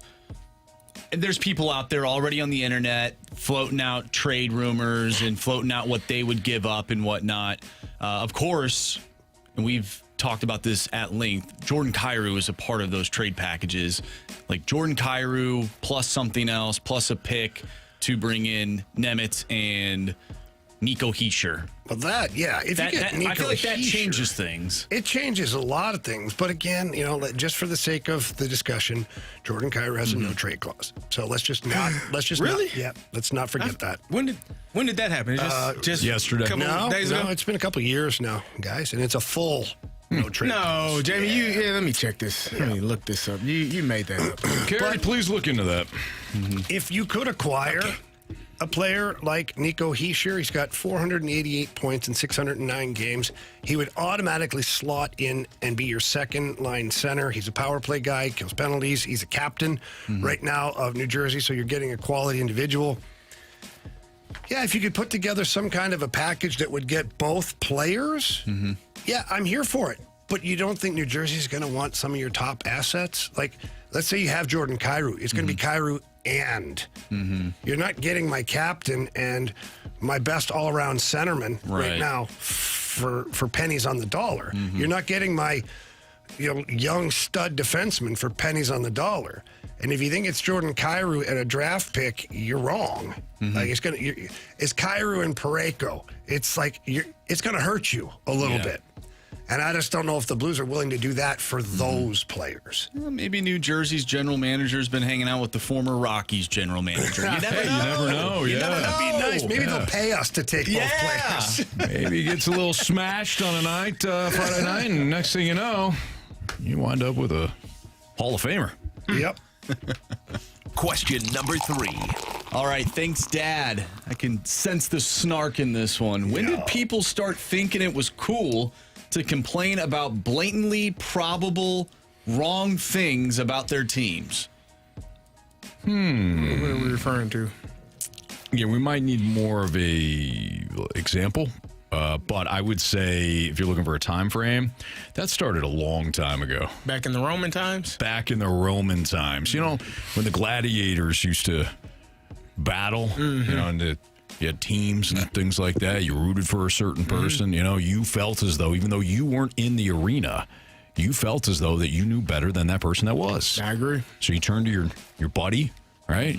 Maybe you're popping some grapes because that's what you do back in the Roman times, right? And you look at him and be like, well, look at this guy. Look at this guy down there. Why is he swinging his sword that way? If you're in the upper echelon of society, they were feeding you grapes. You have to eat it yourself. It depends on where you were in the hierarchy of things. Yeah, right. So you might have been feeding somebody else grapes depending on where you. What did they call that when you sat up? Like it's like royalty. I think it started with a P. Parliament? I don't know. Press box. Yeah, that's what it was. The press box. That's where it started at, yeah. Media row. When you're up there, Wait a minute. Let's take Gladiators. Let's take a second. Do you think they had scribes back then on media They got a row? hammer and chisel. They and had they're to write it out so clicking away on people the that little didn't stone. show Yeah. up Oh, could yeah. see it, could read it. Yeah. They had to. They gotta be had like a media row. They had 12 press box. different pieces of rock. I was thinking a pulpit, but that's I don't know if that. That's the church. Yeah, I don't know if that fiction? that also applied to the Roman That times. press box was Press box. probably The The Roman that's where it Inquirer. started. Yeah. Yep. The Roman Inquirer. The Roman Gazette. Tribune. Yeah. Anyways, yeah, so it Gladiator started. Tribune. Yeah. See? It's different, like. We're sitting down here with Gladiator Anthony. It was a hell of a battle today with the That was Tigers. tough. Yeah, it was tough. What was the one moment where you knew you had them? Well, here's the thing. Great question, by the way. When the Tiger ate the other guy, I thought to myself, you know what? I'm in good shape right now. I just had to, I basically had to outrun the Tiger. And then my opponent, he went down. Yes. Andrew Marsh here with the Roman Gazette. Fine establishment. When you got the thumbs up, how did that feel? Like from a morale standpoint, Oh, man. You got the thumbs. If you thumbs down, you're dead. Thumbs up though, it's got to feel pretty good. Honestly, Marsh, thanks for coming out. It honestly felt like I was given a second chance on life. That's kind of what it felt like to me. But you know what? You know I'm day to day. Just tomorrow. Literally. Tomorrow could be a completely different experience for me. I might not be here tomorrow. So I gotta live in the basically, moment. I got to live in the moment, and I've got to take things day by day, and I just got to try my best. Yeah. Yeah, one last one here from the Gladiator Gazette. How will you celebrate tonight's victory, knowing that tomorrow... We're going to keep that in-house. I think my master has something planned. He's going to get me a new collar, I think. Yeah, he's got something. He's got something lined up for me, and I'm really excited about it. But yeah, I can't get too tips. I got another fight tomorrow, so It could be the last one. could be the last one. You never know when it's your last. I hear they're bringing in multiple big cats too. I'm hearing lion and tiger tomorrow. So I'm fighting the one big guy from the gladiator school down the road. Okay. So yeah, Maximus. I hear. So I wish you the best, man. thank you. I appreciate you you for guys. your time. You've been fun to watch. No, I appreciate you. Thank you. Wow, Yeah. it's been fun to watch. No, I know exactly what you mean. I just got one more. Yeah. One more. Andrew Marsh from the Independent. There's been rumors about being stabbed before you take the battlefield. Yeah, sure. When we're talking about injuries here, how do you go about that? Oh, I've broken a rib. One guy bit my ear off the one time. That sucked. Also may have been a tiger. I don't know. You lose focus when you're in there. You're just trying to survive, literally. But no, I've never been stabbed going in. But I did hear one time that did happen, and that guy's dead. So I'm basically trying not to be him. Yeah, hell of a career, though. I'm trying to survive in advance. Yeah, every day. It's not about. Do you what happened. It's about foresee what's- yourself ever getting out of this life? I've often wondered that about guys in your profession. What's next? What's next for you? Right? Well, when you finish it all, Yeah. Like, what do you foresee yourself in 5 to 10 years? Carey, Are you in the fields with your family? We're hired to be fired. We're hired to be killed for sport and entertainment, and it's a rough field, but it's one that I was forced into, and now it's just I got to roll. One last one for me is hearing that the number of the Masters are getting together and they want to implement a salary cap on you guys as far as the Gladiators are concerned. Yeah. What are your views on the salary cap, and what are you guys prepared to do? No, it's a fair question. There was a talk of a union, kind of a bunch of gladiators getting together, and they were beheaded. So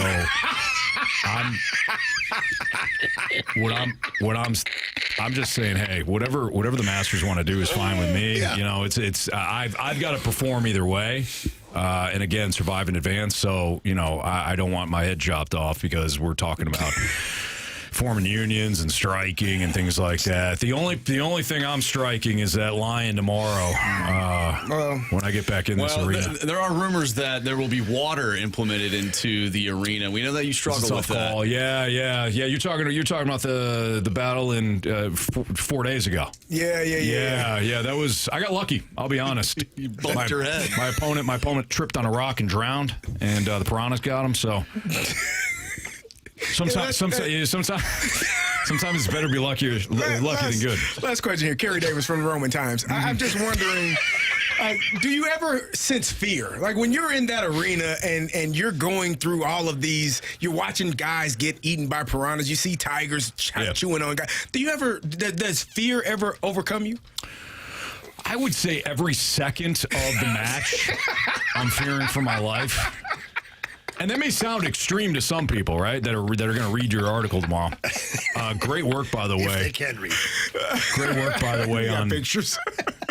Great work, by the way, on the updates that they're doing to the Coliseum. No problem. I read it last week. Yep. Here's the thing: I fear for my life every single day when I'm fighting out there. But if you allow the fear to overcome you, you wind up being the guy that gets eaten by the tiger. Yeah. So just had an article on him. Yeah. Keep trucking. Good luck, though. And I got a new motto if you guys want to hear it. Just win, baby. So. All right, that'll be enough of the questions for Anthony today. We appreciate you guys coming out. Thank you, and we'll see you tomorrow at the park. It's Fastlane on 101 ESPN. Bet the Board is next.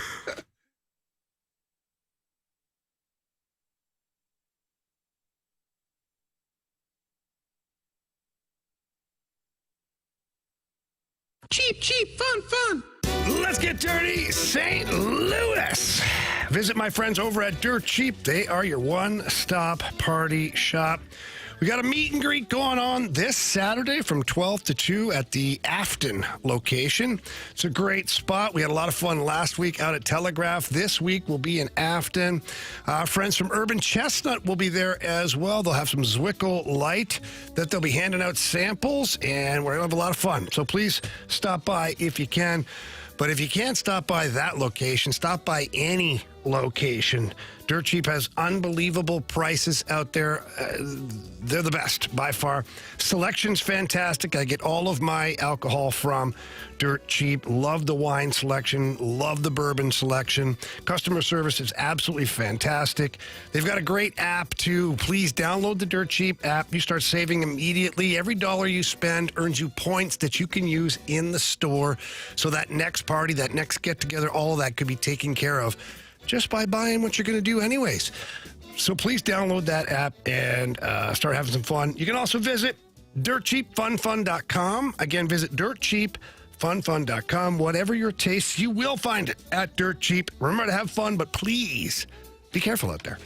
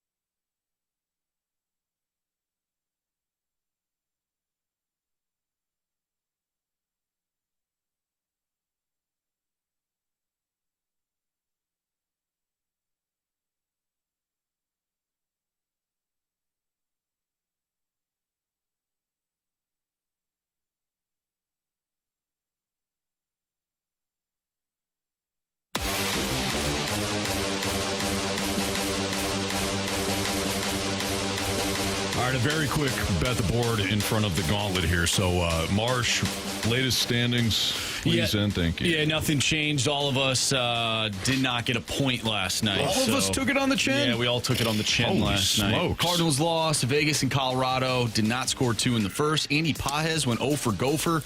And the Avalanche did not score 4 goals. So Okay, none of us did well. Anthony, you and I are still tied. We are tied, I believe, at 9 apiece. Jamie has 6, Carey has 5. All right. They've been pretty good to me, although they did lose 16 or 12 to nothing or something like that the other night. Give me the Braves, minus 137 on the money line tonight against the Marlins, against former Cardinal Sandy Alcantara. All right. I'm going to go with Logan Stankoven tonight for the Carolina Hurricanes to record 3+ shots on goal at minus 130. All right. Hurricanes like to score a lot of goals. Montreal coming off a tough series. Give me the over in the first period. Minus 120. I'll take Ronald Acuna. 1.5 hits, runs, RBI. Minus 125. Beautiful. Love it. I guess. Hey, I've missed 6 in a row. 7 in a row. No, you're going to be great tonight, though. Thank you, sir. All right. Yeah, that'll do it for Bet the Board. Sorry for the quick segment, but we will get to the Gauntlet next.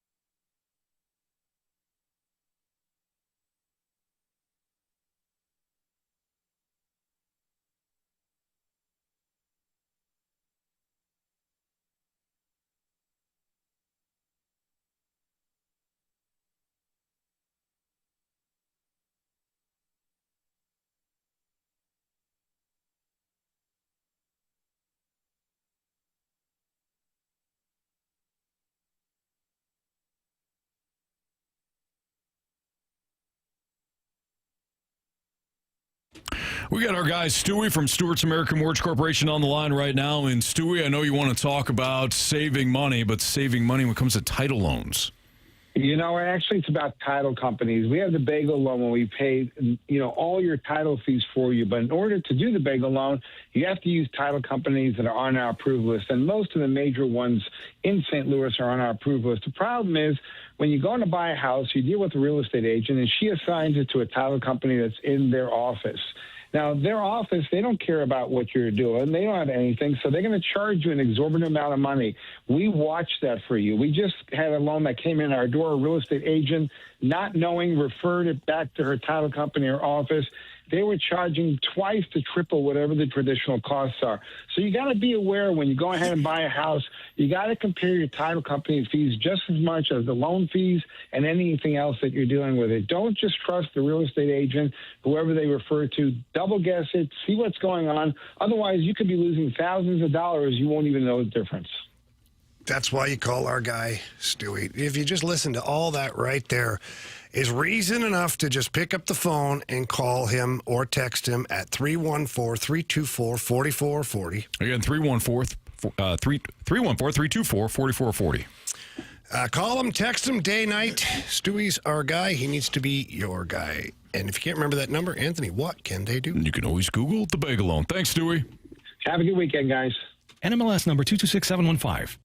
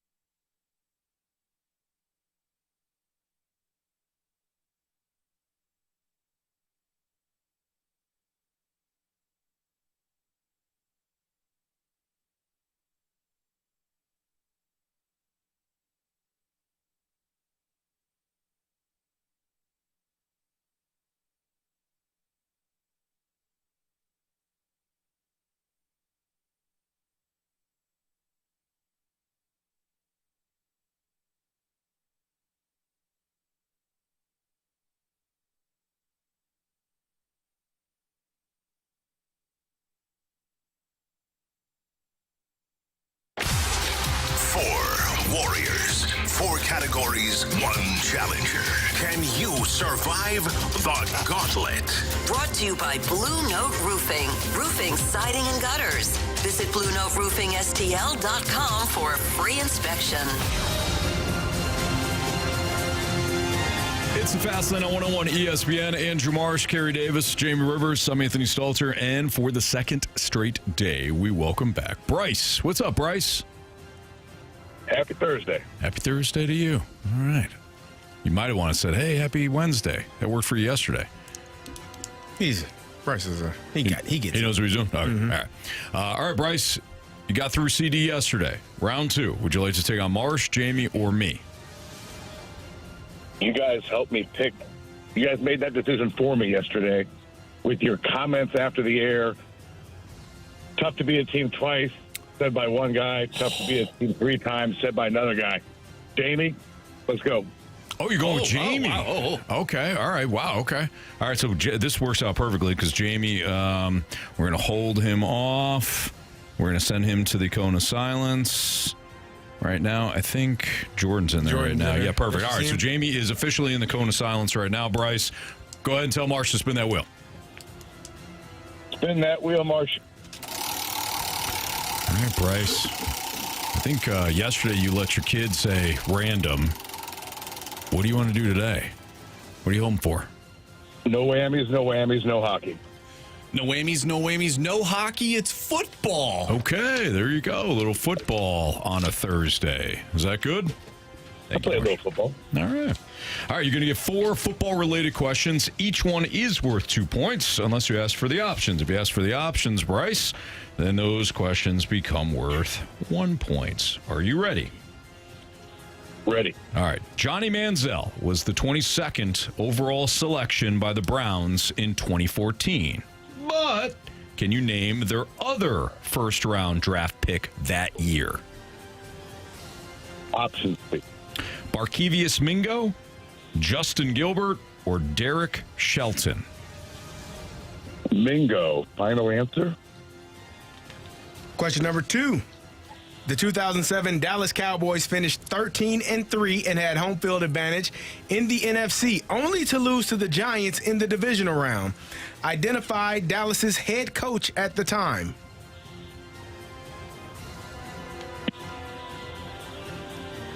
...2007. I'm going to kick myself for not knowing this offhand. I have an idea. I'll take the options, though, please. Is it Wade Phillips, Jason Garrett, or Bill Parcells? Jason Garrett, final answer. Question number 3. Please tell us the year in which the Packers fired Mike McCarthy.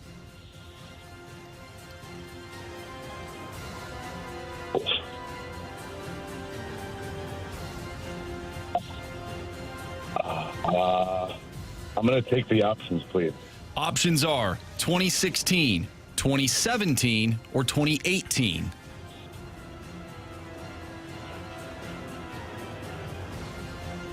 Oh. Let's take a field goal, 2017. Final answer? Final answer, thanks. All right, Bryce, final question. For 2 straight years, Duke has won 9 games and finished 44th in SP+. Who is the Blue Devils' current head coach? Options, please. Manny Diaz, David Cutcliffe, or Butch Davis? Cutcliffe, final answer. All right, let's bring back Jamie from the cone of silence right now. Bryce, how you feeling? Tepid. Okay. Is Jamie still in there? No? Maybe? Trying to flag him down here. Was he ever in there? He did go. There he goes. Okay, here we go. All right, he's walking back in right now. All right. Jamie. Yeah. How was the cone of silence? It was pretty good. Talking to Jordan a little bit there, and then got silent, and yeah, ready to go here. Okay, you got football today. Let's for your go category. football, baby. Okay. Pack a lunch. Question 1. Johnny Manziel was the 22nd overall selection by the Browns in 2014. But Can you name their other first-round draft pick that year? Options. Barkevius Mingo, Justin Gilbert, Derek Shelton. Yeah, it didn't help. What was the first guy you said? Barkevius Mingo. Yeah, you made that up. I'll go with that one. Final answer. Question number 2. The 2007 Dallas Cowboys finished 13-3, had home field advantage in the NFC, only to lose to the Giants in the divisional round. Identify Dallas's head coach at that time. Oh, what year? 2007.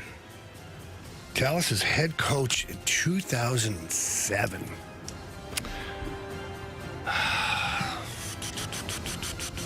Give me the options. Is it Wade Phillips, Jason Garrett, or Bill Parcells?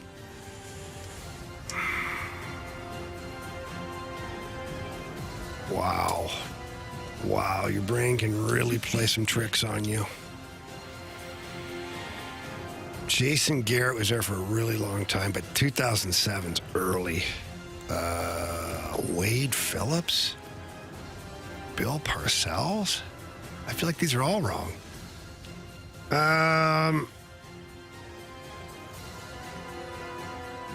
Was Bill Parcells even the head coach there? I've had a hard time with this one. Give me Phillips. Final answer. Question number 3. Please tell us in which year, or please tell us the year in which the Packers fired Mike McCarthy.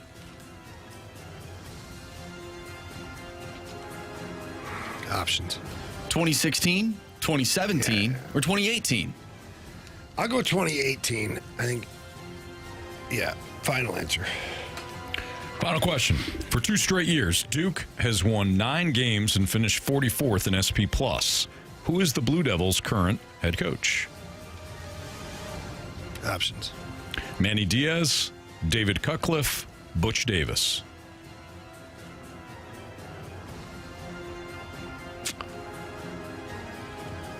Manny Diaz, final answer. Woof. All right, let's go over these. Johnny Manziel was the 22nd overall selection by the Browns in 2014. But can you name their other first-round draft pick that year? Jamie, with the options, went with Barkevius Mingo. Bryce, with the options, went with Barkevius Mingo. Correct answer is... Yes, Justin Gilbert. Justin Gilbert is the correct answer. JG. The 2007 Dallas Cowboys finished 13-3 and had home field advantage in the NFC, only to lose to the Giants in the divisional round. Identify Big D's head coach at the time. Jamie, with the options, went with Wade Phillips. Bryce, with the options, went with Jason Garrett. Correct answer is... It's Wade Phillips.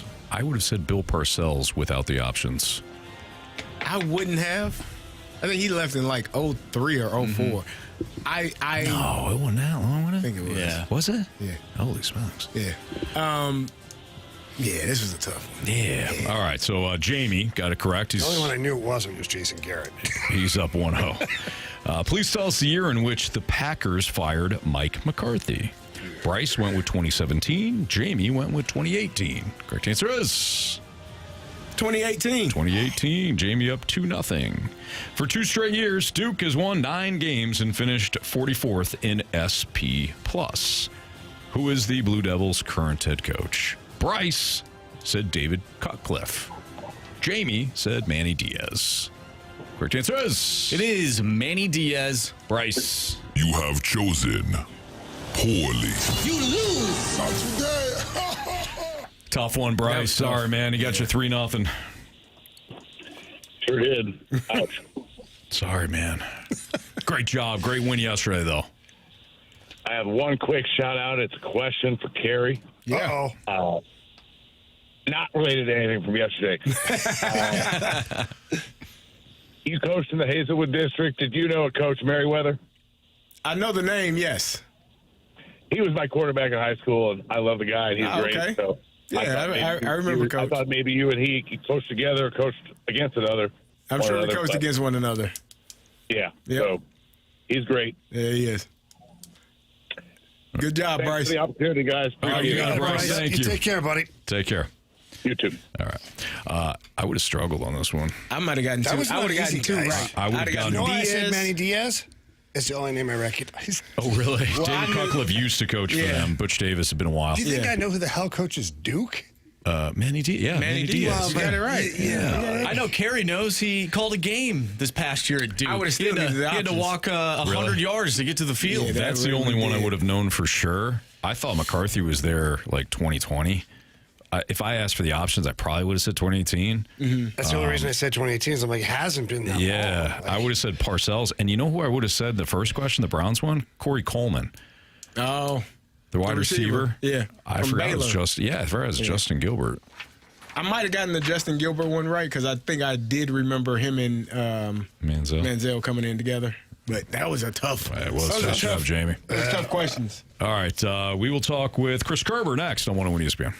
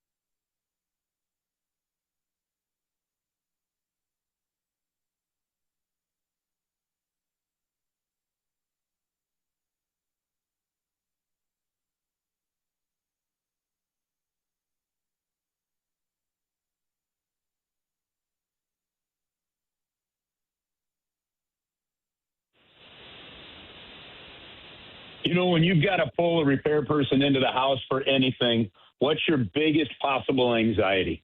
It's just trust, right? You don't know what's going on. I don't care if it's a dishwasher, an oven, a washer, or your air conditioner. Bring in the people that you know you can trust. That's classic air care. They care about customer service. It's their number one priority.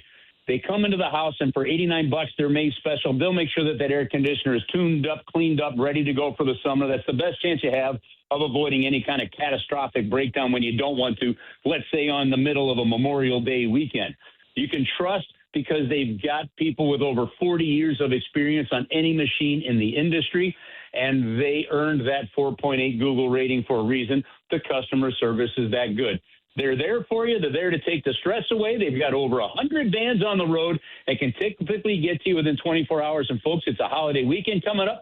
They've got after hours as well. It's Classic Air Care. Book an appointment online at classicaircare.com.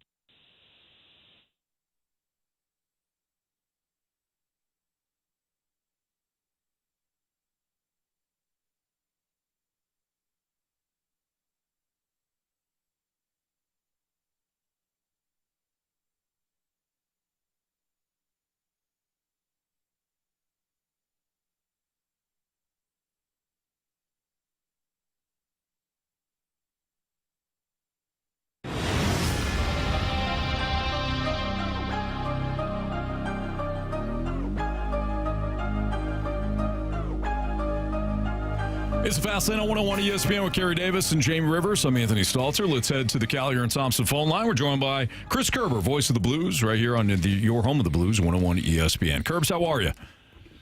Anthony, I'm good today. How are you? Well, we're doing great. Let's talk a little hockey here. Let's talk a little playoff hockey. I want to talk to Kerbs about something else just for a quick second. What the hell? We'll get to hockey, okay. Anthony. We'll get to hockey. Jeez. Sorry, Kerbs. There's a big movement. Jamie's here. Yeah. There's a big movement in town called the Tarps Off section, Kerbs. Yes. Now, I know and you know that there's somebody who started Tarps Off way before Tarps Off was a thing. That's Maverick Ott, yep. Steve Ott's son at the Enterprise Center. He ripped the tarp off and waved it above his head. What, 2 years ago, was it? Oh, maybe even 3 or 4. Yeah. And you know what? In all honesty, I've been giving a ton of credit to Ryan Reeves because everybody seems to want to tell me that this thing began in football. When we know Tarps Off really is tarp is a baseball term. But in terms of using it, that is absolute hockey slang for a shirt. Ryan Reeves started making the Sharks do interviews that way. But, Jamie, you are nails. I've been wrong. I think Maverick Ott was we got to give it to Maverick. I agree with you on that. I just remember Maverick ripping off his shirt, swinging it above his head, and then looking over at Otter, who just had that crap-eating grin on his face, like he was laughing, but he was so proud of his son at the same time. You know what? Those are amazing parents' moments where you look up, you probably see him, and he's like, "Hell, that's my kid," and then he's like, "Damn right, that's my kid." It's a proud moment. Proud moment for Dad. All right, Kerbs. You're right, Jimmy, and I appreciate that because I'm going to make sure I'm correcting myself on that moving forward. Kerbs, what did you think of last night's Vegas upset? I can't imagine you're too shocked, but also that was a pretty heavy upset considering the Avalanche are the odds-on favorite to win it all. Well, they are, but I don't think it's that much of an upset with Cale Makar out of the lineup, and I did the Last Minute Blues podcast with the boys yesterday. We were talking about that. The biggest, Vegas has a chance, and then look, Vegas is obviously a really good team. There's a reason 3 division winners are still playing in these playoffs, right? So they have a chance with their experience, their players, their Barbashevs, and Carlsons, things like that. But Cale Makar, and we've seen Colorado with Makar and without. Cale Makar, almost when you see Colorado play without him, you can make the case why Cale Makar probably should be in the discussion for a league MVP more than just a Norris Trophy. Because as good as Nathan McKinnon is, and he is the best on that team, right? The way Cale Makar has flowed into their all-around play, that has opened things up for McKinnon at one point, Ranton, and then now Natchez. That guy's that important, and it's a hell of an equalizer for Vegas to not have Cale Makar in there. Now, look, in all fairness, that shouldn't take away from what was a great start to the game by Vegas, and then they held on to win it. But it has the makings of a great series. Kerbs, the Canadians, who have kind of become the sweethearts of this playoff run, they got the Carolina Hurricanes, who have absolutely dominated everybody so far. But I got to be honest with you, I'm just still not sold on the Hurricanes. I don't know how you feel about it. I think Montreal is a really good matchup for the Hurricanes, and I'm not predicting an upset, but it wouldn't surprise me to see the Canadians win this one. Well, what are your thoughts? I actually went the other way and said it wouldn't surprise me if we see the first team in NHL playoff history to go 12-0 to start the playoffs. Now, the big question mark is, a 20-day layoff in the playoffs is just crazy, right? That was another Olympic break for them. But Montreal has that aura about them. Dobish has we're the underdogs, what we were. He's playing the role of Alfred E. Newman the whole way through, and you got to love it. I think Martin St. Louis has done a hell of a job coaching in these playoffs. But let's also face it, they played 2 Game 7s, and they were almost non-competitive in both compared to the effort you saw from the other team and the chances from the other team, and still won the game, right? So this one feels to me like this is where the run for Montreal, and it's been a great one, comes to an end. If Rod Brind'Amour gets that team out there tonight and has them kind of ready to roll, I just think Carolina is just too deep for Montreal, and they're too stingy defensively and too deep. Where this is a team that I could really frustrate Montreal a little bit. So and listen, at this point, any team that's in a conference final, I agree with you. I don't know, that I wouldn't consider it a massive upset for Vegas to beat Colorado, right? But the Montreal win would definitely be a bigger upset without a doubt. Now, how do you feel about the goaltending for Carolina? Because I always feel like that ends up being a question mark. And Freddie Anderson was their starter for the playoffs so far. But do you sit there oozing confidence? Is that with that guy between the pipes? I mean, Dobish has been fantastic for the Canadians, and we know, Curbs, that a goaltender can change a series and turn it on its head pretty quickly. Well, how about the fact that the combined salary of all four starting goaltenders remaining in the playoffs is $7.4 million, right? You could have all four goaltenders for less than you'd have Jeremy Swayman, right? And it's wild to think about. The reason you question all four of these goaltenders is Anderson has had his flaws, obviously, in the playoffs, but when it comes to Carter Hart, or even comes to Wedgwood, or it comes to Dobish, you look at any one of those scenarios, and you're I don't know, and I've never bought into Adin Hill. I just really haven't, which may be unfair because he's won. But the goaltending, it's not like you're sitting there going, okay, we got guys that are going to start for Team Canada, or we got guys that are going to start for Team USA, or that kind of stuff. But having said that, Jamie, the way Anderson is playing, he is having that Binnington-esque run right now. And again, that layoff is going to be a great wild card in terms of tonight. But I don't right now with the way Anderson has played. He seems unbeatable. And if he comes back out there, I believe that the Carolina Hurricanes are absolutely riding high with their goaltender when it comes to that right now. And they should be. I mean, look, the one thing that we know and that's proven, and maybe we talked about this a little bit last week, but especially with Colorado and Carolina, if that ends up being your Stanley Cup Finals somehow, these were the single two most consistent teams game in, game out in the regular season. And I'll make the case that Carolina was even more consistent than Colorado. So they're playing hockey on another level. Curbs, I'm intrigued. I think hockey is a fascinating sport, but I often wonder why front offices are so just cavalier with how they fire their coaches and why they are doing it so often. It's really weird to me, but it's also weird that in some instances they wait up to a month after their season is over to make those decisions. What are your thoughts on some of these firings that have taken place, and why are they so prevalent in the NHL? I have long thought that general managers are too quick to pull the coach's trigger. But we've seen now, 5 general manager changes this year, 2 obviously voluntarily, but it's a fascinating question, Kerry. And to me, and I'd have to go back and really do some research on this to look at it, but I'd be curious what the coaching firings looked like the 10 years prior to the salary cap coming in 05, 06, that first year of the salary cap. Because what's really happened is, one, there was a time where you couldn't trade players because you weren't allowed to retain money. Brian Burke got that part changed, right? So the rules of how teams have been able to adjust their rosters, have been adjusted since the salary cap began. But to me, it really feels like if there's only the biggest change a team can make is with their coach, and I mean, it didn't work with DeBoer from Patrick Waugh, did it? I mean, that one is as head scratcher of a head scratcher as it is, as it goes. It obviously, something clearly has worked with John Tortorella. Although I don't know about you guys, it's hard for me to think that, that Cassidy couldn't have gotten them back to the same point with some of the competition that they played.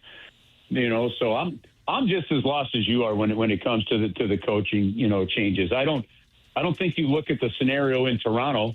Right, you got a Nylander, a star player that doesn't want to do a drill or flips the TV off when they put him on a TV camera. You've got an injured 60-goal scorer in Austin Matthews. I don't know that you hang that on cheap. And the Knobloch move, again, you want to talk about just desperation. This guy takes you to back-to-back Stanley Cup finals. You've got a banged-up Connor McDavid and a banged-up Leon Draisaitl, right? And you get ousted in the first round of the playoffs, and you say, okay, well, we got to make a coaching change. And then, like you're going to get all that much better with a Peter Laviolette? I just don't see it. I'm with you. I'm baffled by some of this stuff. It just doesn't make a whole heap of sense. But then again, we're not in the day-to-day, and that's the only thing I could hang a hat on, I guess. Curbs, good stuff, and we appreciate you. Have a good rest of your week. Great weekend. We'll circle back next week with you. Okay, guys. Have an awesome weekend. Happy holidays, everybody. All right, take care. See ya. See ya. That's Chris Kerber, voice of the Blues, right here on 101 ESPN, your home of the Blues. We've got Prove Me Wrong coming up next. If you got a Prove Me Wrong statement that you want to send in to the Air Comfort Service text line, you can. 314-399-9646, the Air Comfort Service text line. This is where you can send in a statement that you want to see Carey, Jamie, or me have to prove wrong in the eyes of Andrew Marsh. Again, that text line is 314-399-9646. Prove Me Wrong next.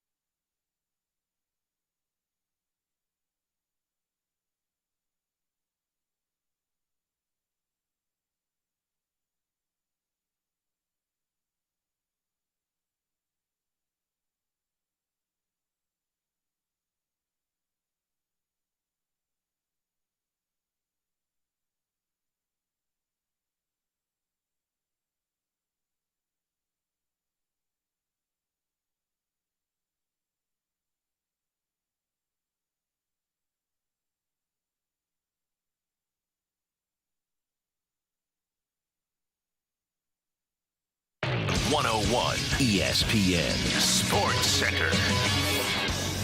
I'm Andrew Marsh. It's time for a Sports Center update brought to you by Saliga Heating and Cooling. We just got done talking with Chris Kerber, voice of the Blues, right here on the Blues Radio Network. If you missed that interview, make sure you go to 101ESPN.com or check out the free Dobstar and Auto Center's 101 ESPN mobile app. Just head to the podcast page and you'll find all of our interviews, including the one that we had earlier today with Bill DeWitt III. Just head to the podcast page. It's all brought to you by the Schaefer Door Company. Coming up next, we have Prove Me Wrong. So if you have a Prove Me Wrong statement you want to send our way, do so using the Air Comfort Service text line 314-399-9646. I'm Andrew Marsh, and this Sports Center update is brought to you by Saliga Heating and Cooling, a Daikin heating and air conditioning dealer.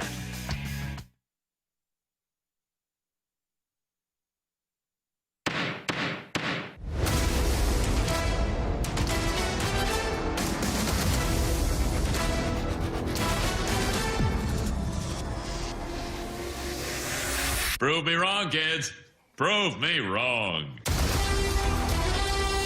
All right, we step in to the judge's, not chambers, but courtroom here for Prove Me Wrong. This is where you can send in a statement that you want to see either Carey, Jamie, or me have to prove wrong in the eyes of our judge, Andrew Marsh. Air Comfort Service text line. If you want to participate in this, you can. 314-399-9646. Judge, always good to see you. Oh, thanks, Anthony. It's good to see you, too. Thank you. We're ready for our first case. Was that, you were looking for that, right? No, just, hey, Judge, however you want to answer is completely fine by us. All right. From the 314. Counsel. Prove me wrong. Come July, the Cardinals will find themselves back under 500 due to not having a veteran on the team that has been through the dog days of the season. Really? Look at the last couple of seasons. They had veterans on those teams. How'd they do? Yeah, how'd that work out? Not well. Yeah, in fact, sometimes the veterans can be a hindrance because they talk about these dog days. They talk about the grind. They talk about the sore body. The young player doesn't necessarily know what the hell that is until you talk about it. So I'm not worried about this team in the dog days because they don't have a veteran on the team at all, for that matter. In fact, I expect them to be very similar come July. This group's different. They don't care about the dog days. They embrace it. Yeah. From 636, Prove Me Wrong, the Blues currently have a future Norris Trophy winner. Who would that be? Come on. That's going to be tough. I mean, you think about Norris Trophy. You think about generational talent. You think about Cale Makar, Quinn Hughes, even Erik Karlsson, for that matter, putting up 100 points as a defenseman. Let's go back and talk about Blues Norris Trophy candidates over the years. Chris Pronger, Al McInnes, and then Alex Pietrangelo never even in the top three. Can you imagine Alex Pietrangelo, as good as he was, never got into the top three when the voting came around? So when you look at this roster, one, do you think you have a Pronger or a McInnes? I don't think so. I don't think so. At least not yet. Not yet. Do you think you have an Alex Pietrangelo? Not yet. So it's pretty tough to say that we can envision a future Norris Trophy candidate or winner when we watch guys like Cale Makar on a nightly basis. We watch even Hudson in Montreal, who won't be a Norris Trophy candidate but controls the majority of the game. I just think right now that'd be a stretch saying we have a Norris Trophy candidate. From the 314, Prove Me Wrong. Doug Armstrong has made moves as bad or worse than John Mozeliak. Yet, St. Louis gives him a pass and not Mo. Oh, really? Why don't we go over some of the brilliant moves that Mo has made over the years, shall we? How about hanging on to Dylan Carlson until his rotting carcass was just stinking up so much in the corner you had to trade him? And who did he trade? Trade him for? That's right, Sean Armstrong. Call him Stretcher's here for a minute. For about a minute.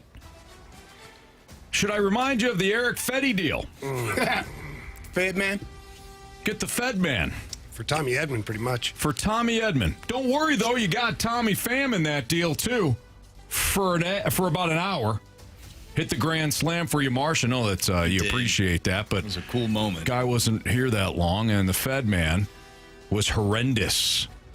in a Cardinals uniform. It was pretty bad. How many trade deadlines did Mo impact? Well, sure, there was the 2011 one. Probably the last time he did something significant at the deadline outside of your Jose Quintana. So we're going to bow down to the Jose Quintana trade deadline, right? Because that's about pretty much all he's had since 2011. John Lester, too. Oh, yeah, no, that was good. That was fine. Yeah. The guy did nothing at the deadline over and over and over again. So while he did get Arenado and Goldschmidt, I believe Army made some pretty significant moves as well. Were they all gold? No. But at least he was willing to move on quickly and still wind up getting something for you.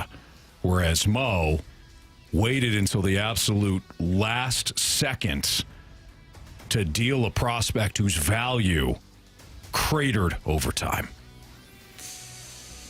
Anthony, I'm not going to lie. I thought multiple times about hitting the buzzer because you never once, up until the last moment, the final hour, brought up Doug Armstrong. But I thought you made some good points there, so I'm going to give you the ding. Thank you. I'm going to give you the ding. Eggplant emojis talking about Fowler and Cecil, too. Yeah. Cam Fowler? No, Cam Fowler was decent. No, we're talking about Dexter Fowler. And Brett Cecil. Had to have that 5th year so you could get him. Had to have him. Yeah. All right, let's move on from the 314. Good luck with this one. Prove me wrong. Highway traffic in St. Louis sucks. 35 minutes, got half a mile on 270. Listen, Go ahead, Carey. I mean, 35 minutes would be a breeze if you lived in, I don't know, L.A., Atlanta, Chicago Detroit, at times. Boston. Listen, I will not stand for any slander of the St. Louis traffic or the St. Louis areas because until you are literally on the 405, that's a highway in Los Angeles. It's called the 405, and they say it's called that because you can be on it for 405 hours. Yes. Possible. Been down that road very slowly. You literally could be there for 4 or 5 hours. You don't know about how bad it is on the highway until you can see your exit. And I mean literally see your exit. But not only are you in the fast lane and traffic is stopped, and you got to use the bathroom like you ain't had to use the bathroom in 3 days. That's been tough. And you have a decision to make. Do I use the bathroom here? It's not a great idea, but it might be the only idea. Do I just park my car and leave it here and run to the exit because I'm that close to getting to it? Or do I sit here and wait and pray to God that everything works out well? That's what the 405 is for you that don't know. 4 or 5 hours is how long you could be on there, and you could watch your exit 10, 15, 20 feet away. Oh, yeah. That's how bad it is. I was just on the phone 2 days ago with a friend of mine who lives in Atlanta. And we were talking about this very topic, traffic, because when I lived in Atlanta with my brother, traffic was bad. Like for a 15-minute drive, it would be 25 to 30. My friend said for a 15-minute drive, now you're looking at an hour. At least. Yeah. So if we want to complain about St. Louis traffic where, yeah, you get held up for a couple of minutes, I mean, you're still getting to where you got to be relatively on time. Yeah, Atlanta traffic is horrible. It's it's number 2 on my list. Yeah. Right behind L.A. So take that complaint and you know what? Yeah. Put it in the complaint box. I'll give it to you guys. But traffic does suck. Traffic but I blame the drivers. Traffic sucks worse. Marshy, it's totally the drivers. You watch people, the way they try to merge on sometimes, they don't do it right. It's so easy. One guy just has to slow down, let the guy, and you'll keep motion go. No, you'll get one guy who won't let somebody in, and the other guy tries to jam the car, and everybody's going to stop and backed up. Just be a better driver, and I guarantee the traffic gets better. Yeah. Construction doesn't help. Well, yeah, but you didn't say that. Seems like there's construction all the time. By the way, listen, man, the construction, why don't they just do that at night? Okay, so you know what? Because can I say sometimes, something? like here on Olive, how many times they're doing stuff, and it's like, well, just do it later. Just do it later. I have a story about this. By where I live, they were doing construction. They were fixing a road at night. What time? 3 o'clock in the morning. And I'm very close to the main road. My entire house was shaking. I thought it was going to blow up. I went downstairs. I'm looking around. I'm like, my house is going to blow up. And then I looked outside, and they were just fixing a road. But it was shaking my house. And I'm like, why are you doing this at 3 o'clock in the morning? I couldn't sleep. Is there? So I guess what we're saying is there any time, any good time for construction?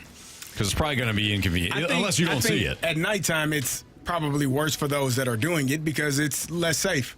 So that might play into why it might in be certain more safe areas, without so many cars buzzing around too. But I think in the daytime you can at least see what. I think got those bright lights, Carey. Come on. Depending on where you are, some people might not be driving safely, and so we want to make sure people are safe. Mm-hmm. That's what I would think. But I agree. Finding a time where maybe there are less people on the road, I don't know how you decipher, because that was a mess about a month ago here on Olive, trying to get off of the highway. Yeah. It was like shrunk down to 1 or 2 lanes. You're like, okay, well, it's going to be fun. Yeah, that's not great. Yeah.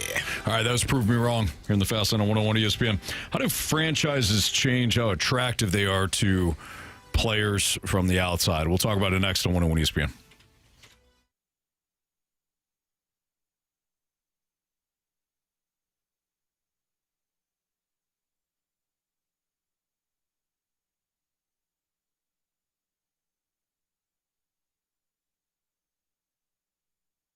This month at Auto Centers Nissan, it's simple. More vehicles, bigger savings, one easy location. And they have over 1,000 new and used vehicles right off 555 in Herculean, Missouri, just minutes from South County. And right now, 2026 Nissan Rogue, Pathfinder, Murano, and Frontier models are all available with 0% APR for 60 months. Plus, remaining 2025 Nissan models have been discounted up to $12,000 off MSRP. If you're not in the market for a Nissan, they have pre-owned vehicles at Auto Centers Nissan that are different makes, different models. So you can select a used vehicle that is available with no money down and no payments for 3 months.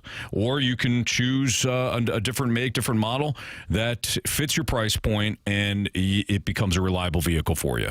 Because at Auto Centers Nissan out in Herculaneum, they give you a 30-day return promise. Within 30 days, if you're not completely satisfied with the vehicle, you can bring it back. They'll refund your money. They'll set you up with something else. With over 1,000 vehicles in one location, right off 555 in Herculaneum, Missouri, it's easy to find the right fit, the right price, and the right payment with Auto Centers Nissan. Shop first at autocentersnissan.com.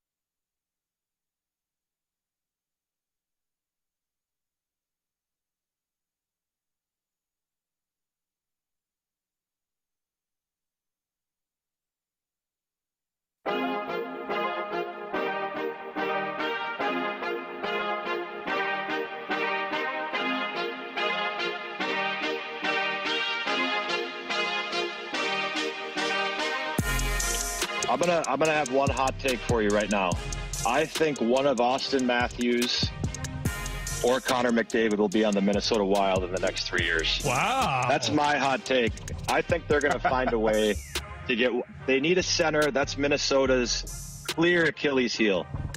They need a number one center. I think Bill Guerin finds a way to get a Matthews or a McDavid in Minnesota to push them over the edge. I really do. That's my one hot take for the day. I'm gonna have one hot –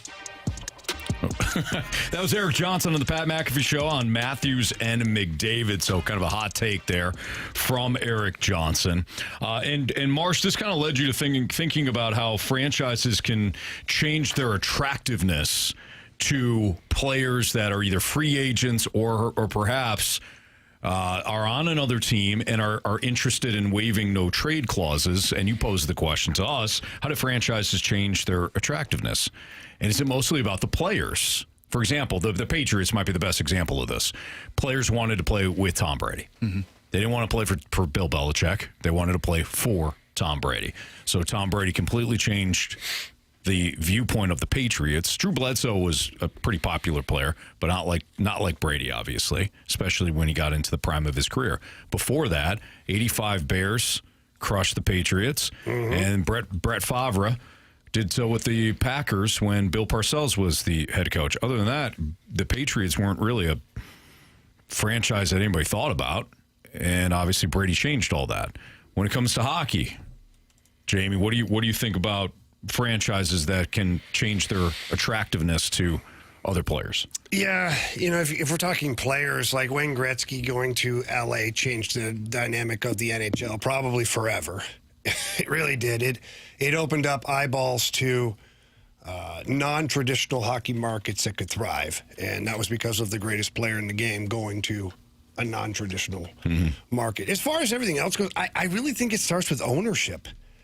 Like, I really do. It's just like any company, any business that's out there, if you have good leadership / ownership, usually there's a good trickle down there. Now, you might have some bumps in the road, but let's just isolate a few franchises. So when I was in Detroit, Mike Ilitch was the greatest owner I ever played for. Like, no contest. Was unbelievable.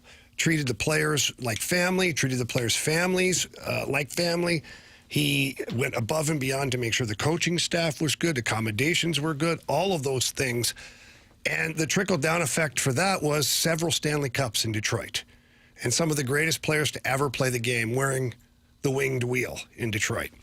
Let's keep it local here for a second. Tom Stillman and that ownership group saved the franchise. I'll use that word, saved the franchise from the Checketts era. That Checketts era came in and it was a disaster. And Tom Stillman was a minority owner at the time, got together with some other local businessmen who ponied up and they bought the Blues. And, they limped along for the first couple of years, but then they were all rewarded with a Stanley Cup in 2019. Absolutely. And Tom Stillman and the ownership group continue to pay to the cap to get players. So they're not skimping. They're not doing a tank job where they're just $2 million above the payroll, or they're not like Arizona was where they're taking on retired players' contracts just to get to the floor. Yeah, right. So, and if people...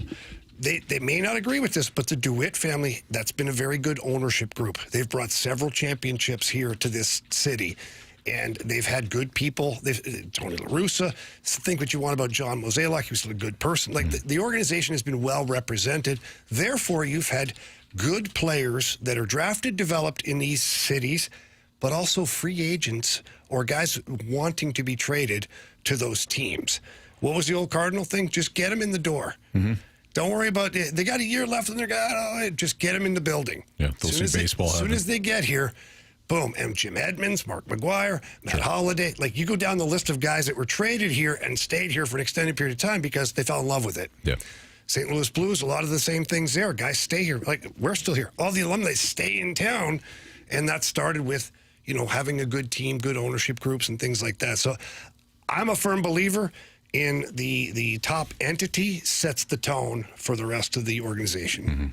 I think the thing that attracts players is obviously winning, but, word of mouth. Like, I remember when I played, and I never got the opportunity in free agency to go to this city, but when we were in Denver, their locker room, their visiting locker room was better than most teams' home team locker room. That's smart. That speaks about, like, literally in Baltimore, you would be 2 to a locker.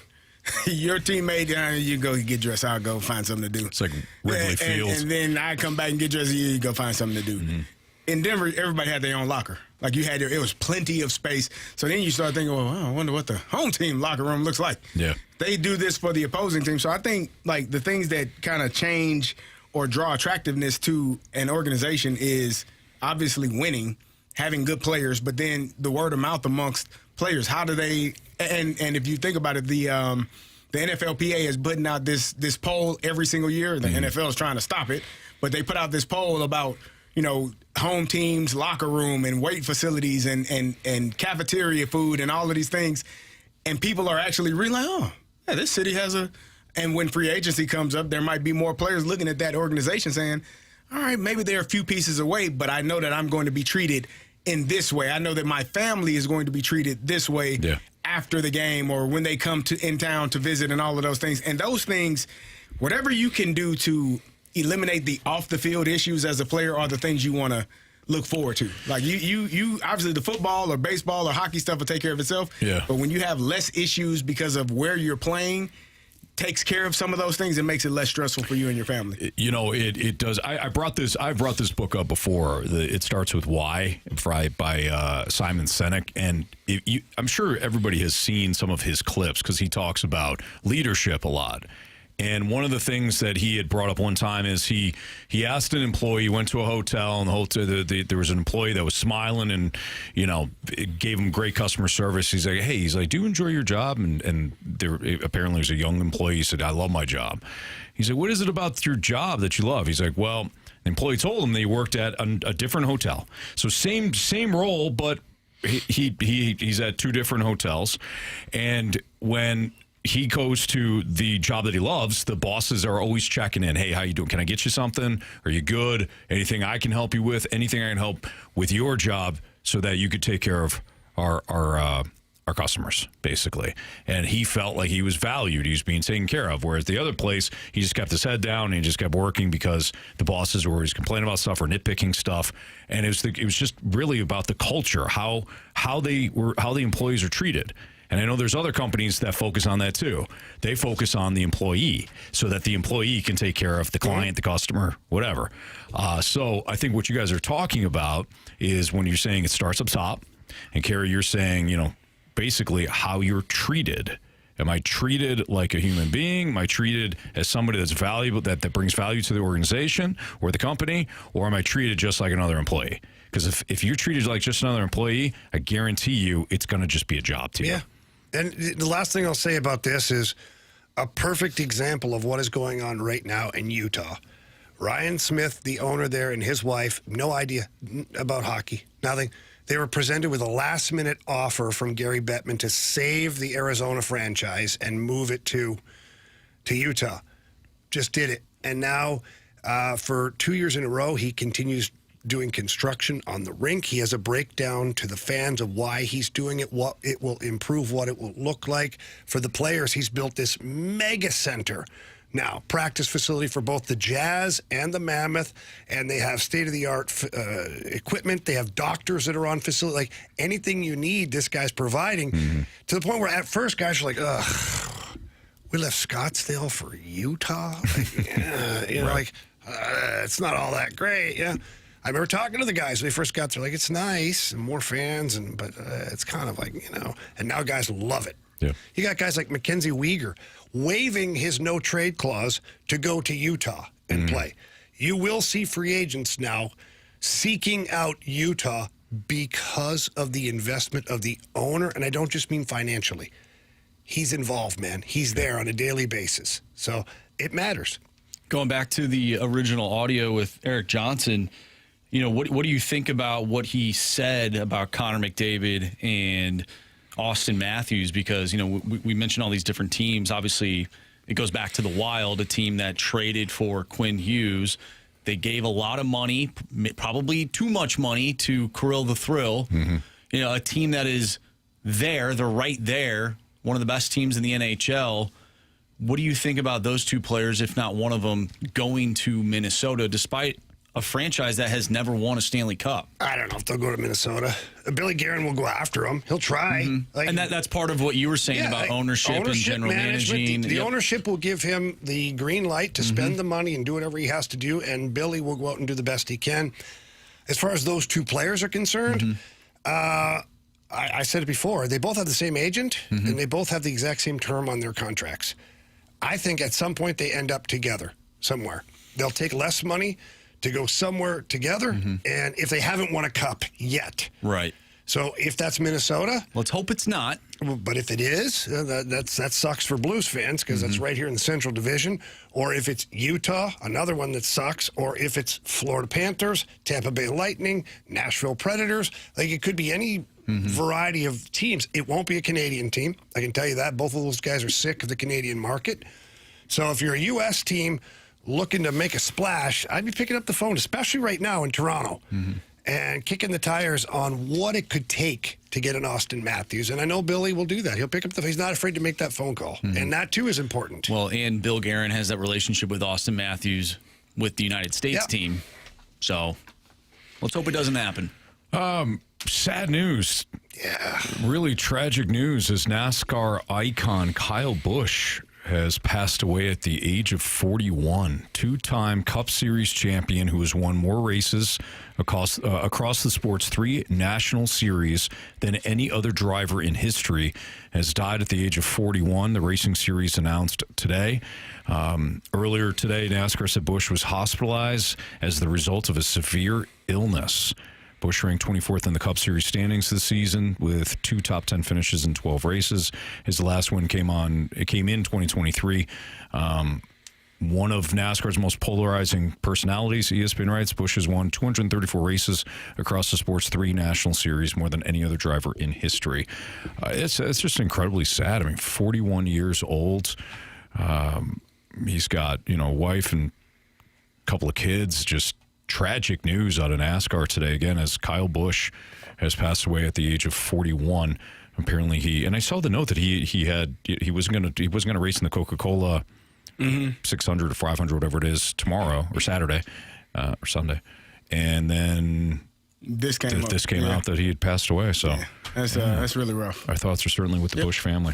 All right, it's Fast Lane on 101 ESPN. Biggest question of the day is next.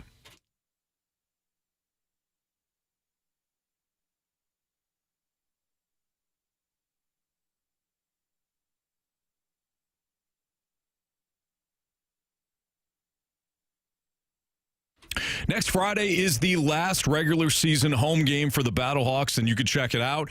7 o'clock kickoff against the Dallas Renegades is the Dome at America's Center, and there's going to be a pregame outside. They got a little tailgate pregame. It's their fan fest. It's from 4 to 6:30. So before kickoff at 7 o'clock, you can enjoy from 4 to 6:30. It's right outside the plaza. You can hang out with Archie because they got their Archie bobblehead theme for the first 10,000 fans. You'll receive an Archie bobblehead courtesy of Renewal by Anderson. But again, you can hang out with Archie, try the new 360 photo booth, challenge yourself in the QB toss. That's all at the plaza on Friday night between 4 and 6:30. Then you can head into the game and check out your Battlehawks. Sign up for Battlehawks Kids Club and get a chance to rule the turf during the pregame as well. Again, that matchups with the Dallas Renegades.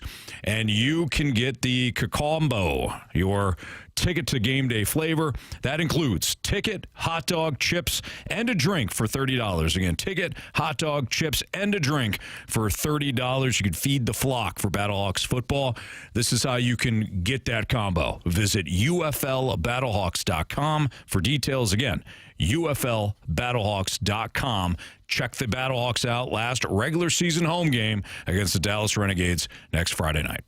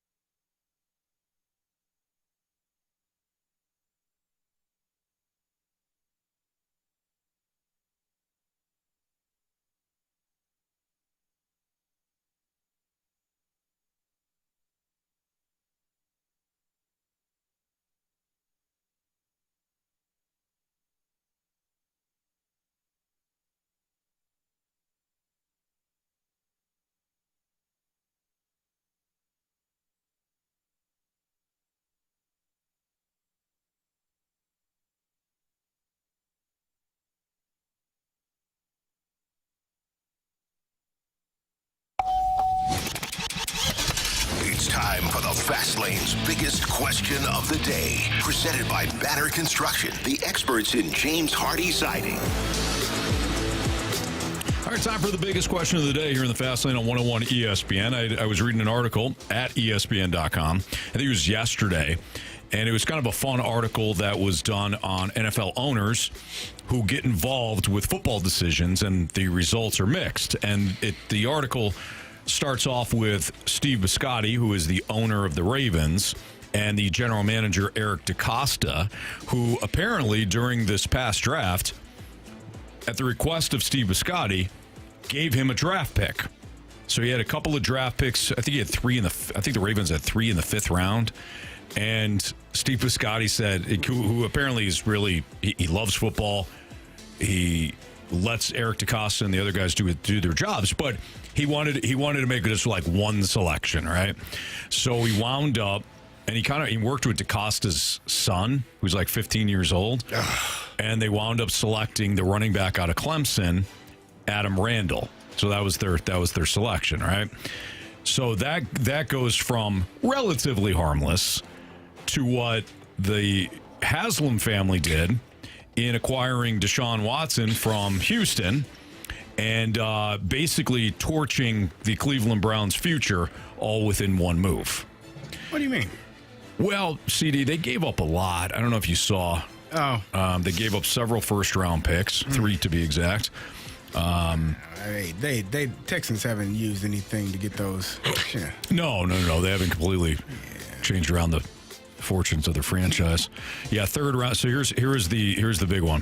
3 first-round picks, a 3rd rounder, and 2 4th rounders went to the Texans for Deshaun Watson, who at one point was probably worth that. Probably not when he faced 22 lawsuits from women accusing him of sexual assault and inappropriate conduct. Yeah, he had the injury, then he had that. Mm-hmm. I mean, that's oof. Yeah. There was also, in 2012, they'd mentioned the Jets owner, Woody Johnson. He was the driving force behind the trade for Tim Tebow. The Jets gave up a 4th-round pick to the Broncos, wound up using Tebow for 75 plays on offense before deciding, we're done here. But in an appearance on CNBC from the Republican National Convention in August 2012, Johnson was asked if he'd like to see, quote, more Tebow or less Tebow. Johnson replied, I think you can never have too much Tebow. And the response became emblematic of the failed Tebow experiment. One other example, Jerry Jones wanting Johnny Manziel because he wanted it more from he wanted him from like a marketing perspective. Fortunately, his son and the rest of his brass in Dallas said, no, we're going to go with Zach Martin, who wound up being a stud along that Cowboys offensive line. Question is, did you guys know of any ownership like meddling when it came to either football decisions, hockey decisions? Doesn't have to be teams that you played for. And how much should an owner be involved with some of this decision making? Man, I think you hire people to do that job. Like if you wanted to be a GM, well, hell, just name yourself GM and then do the work. And you don't have to pay somebody else to do the extra work if that's what you want to do. I mean, is it drafting a running back in the 5th round? Is that a throwaway pick for the Baltimore Ravens? Maybe, maybe not. Maybe that helps. Maybe it doesn't. Maybe it's a cool moment for, the owner to be able to say, I did that. Mm-hmm. Now, if he goes and stinks, then you can say, I did that. Right. And everybody can look at you and say, it ain't that easy, is it? Mm-hmm. But if he does well, then he might feed that ego, and you might feel like, you know what? Next year, 1st overall pick is all mine. So they did say in the article, DeCosta looked at the owner, Steve Biscotti, who called Randall. And after he got done on the phone, like Biscotti was apparently, he's like white, like just pale. And DeCosta looked at him and goes, it's not as easy as it looks. And Biscotti says no. So like the whole, who are you going to draft, scouting them, development, all that stuff. So to your point, CD, yeah, that pick's on you now. And there's a lot of process that happens. There's a lot that goes into it. Mm-hmm. I certainly never played on a team where the ownership got too involved. But I think teams that have good ownership, the owners are involved. And I'm not saying that they sit there and they nix your decision or tell you what to do, but it's just like any business. If the owner doesn't care about what the people who he hired are doing. Like, how do you stay on top of things? How is there a protocol? How is there like a standard? Anything. Yeah. So I know that Tom Stillman trusts Doug Armstrong and now Alex Steen very much. But yeah, you better believe that before there's any big moves that are made, he weighs in on it. Doesn't mean he says yes or no, or I approve or I disapprove. It's just like he's got a voice in that room. Yeah. He should. He owned the damn team. Like, so funny you bring that up. The Angels and Rays apparently discussed a blockbuster prior to the 2023 trade deadline that would have sent Shohei Ohtani to Tampa in exchange for Junior Caminero and Carson Williams. And that was according to Ken Rosenthal. Why wasn't the deal made? Angels owner Artie Moreno balked, refusing to move a rental in Ohtani. What did he get when Ohtani left? Oh, that was nothing. Yeah, no. Left in free agency. Good news is he didn't go far.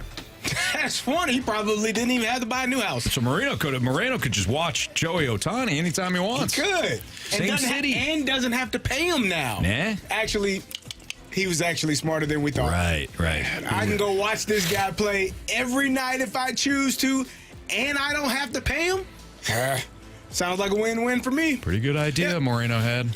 Think about the other side of what that trade would have been if you're the Rays. There's no way on this planet the Rays would have kept Ohtani. No.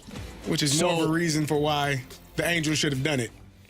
Yeah. 100%. But if you're the Rays, you're like, wait a minute. We either have to win the World Series or we're screwed. Yeah, because you're making obviously a big move. You're losing a key piece in Caminero. Caminero. No, that's Ken. No. This is Junior. Caminero. Ken Caminiti? Ken Caminiti.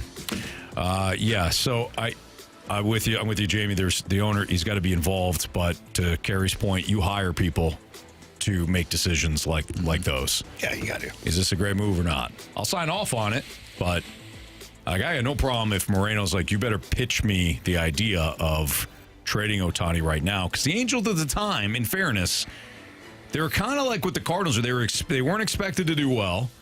They started to do well. They were right around the playoff mix and decided to keep Ohtani. Well, here's the thing, too. If you're Artie Moreno, you have to know who you are dealing with. You have to know the Rays are not going to have enough money or just the will to pay Ohtani. So either way, you ship him off, and maybe he goes to Tampa and he's like, oh my gosh, this is way worse than being out in L.A. I'll go back to play with the Angels. I'll just re-sign with them. Plus, they got some guys in exchange for me. Right. So maybe you re-sign him in the offseason. Yeah. You have to get something for the best player in the world. Yep. We said it at the time. Bonehead move. Yeah, big time. All right, it's Fastlane on 101 ESPN. Last night, the Thunder evened things up with the Spurs in the Western Conference Finals. Could the Cavs do the same thing tonight against the Knicks? We'll dive into some of those storylines, and Marsh has got a bone to pick with the Thunder. That's next on 101 ESPN.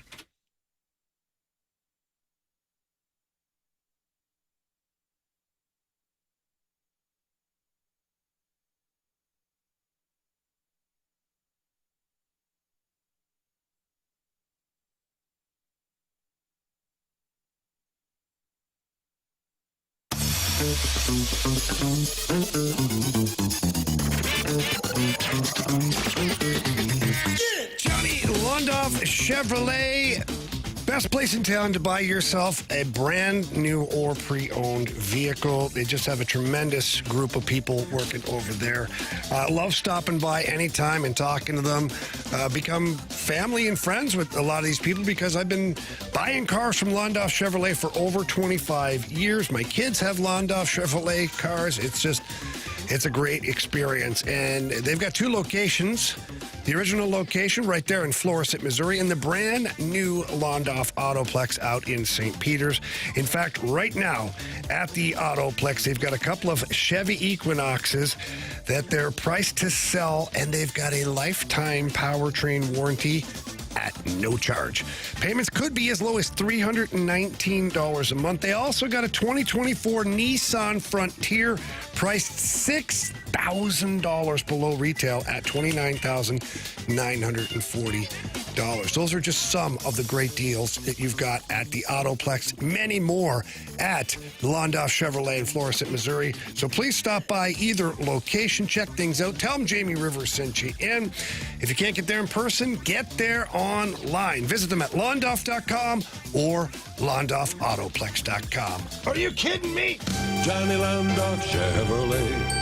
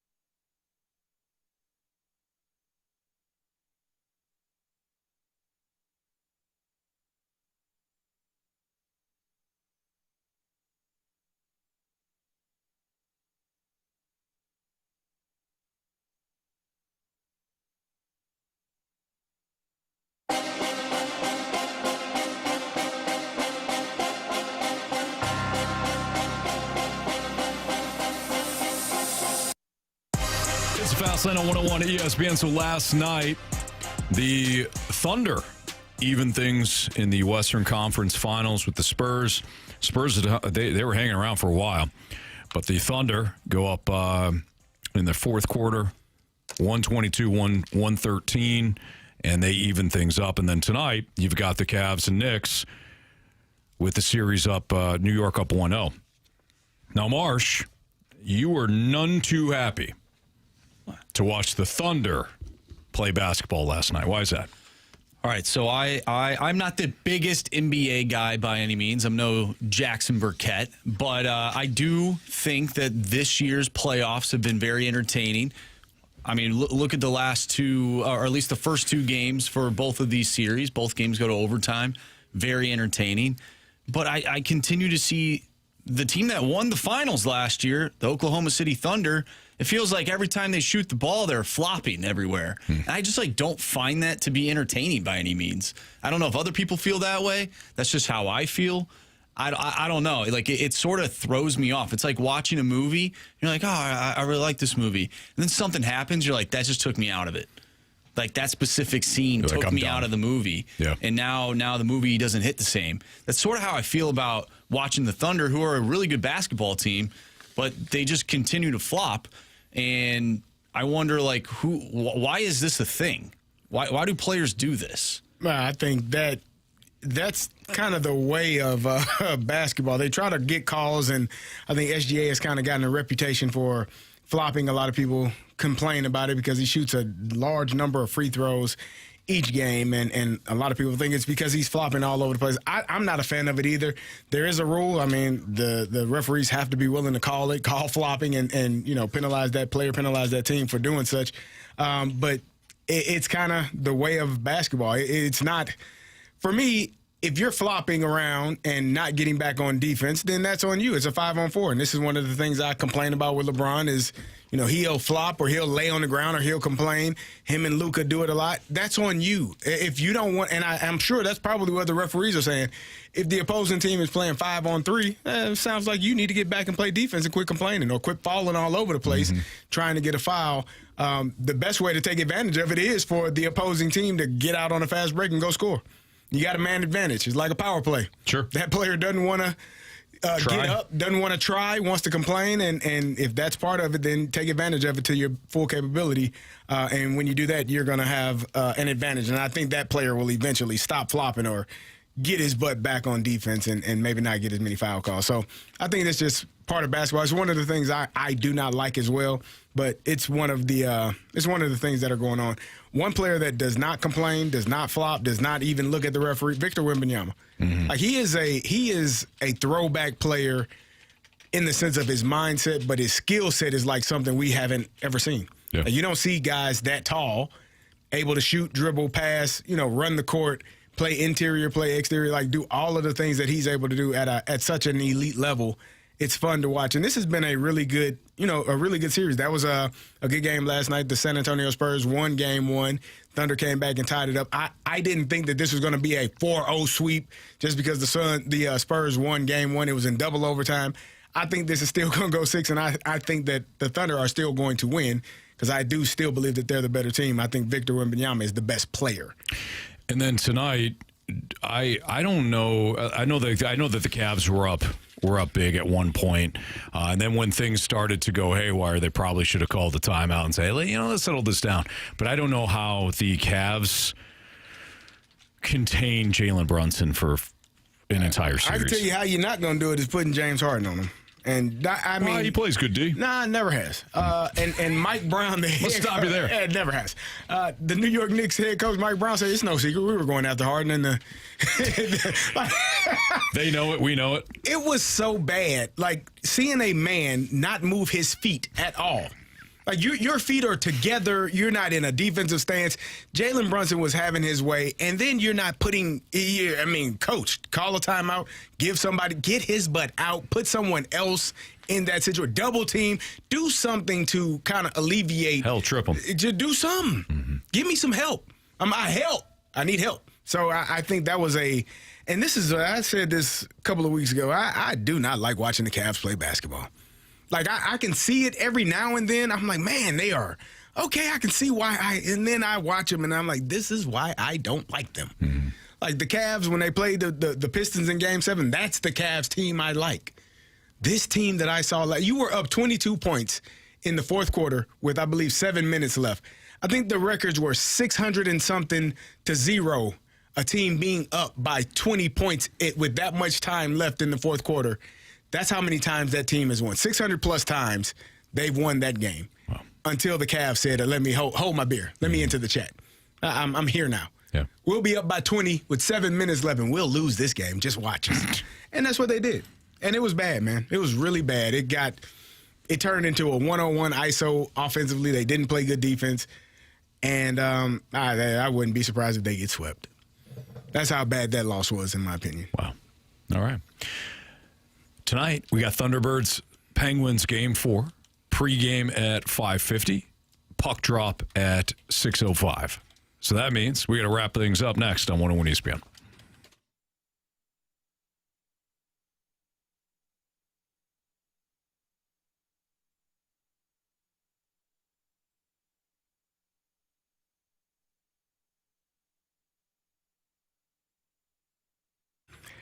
FanDuel is giving you better payouts on same-game parlays all NBA playoffs long with more ways to build more value every time you play. You can stack your picks your way for every game, every matchup, and every moment, from spreads to player points to threes and more. Build it all into one same-game parlay and go for bigger payouts. So if you're betting same-game parlays this NBA season, postseason, bet them on FanDuel. And tonight, I talked about it. You got the Cavs taking on the Knicks here in a few hours. Maybe you want to take Jalen Brunson over in points. Maybe you want to take the New York Knicks on the money line. And maybe you want to take Evan Mobley over in rebounds. That's a same-game parlay that you can choose. More options, better payouts, all NBA playoffs long. Head to FanDuel.com/local to get started. FanDuel, an official partner of the NBA. Play your game. Must be 21 plus and present in Missouri.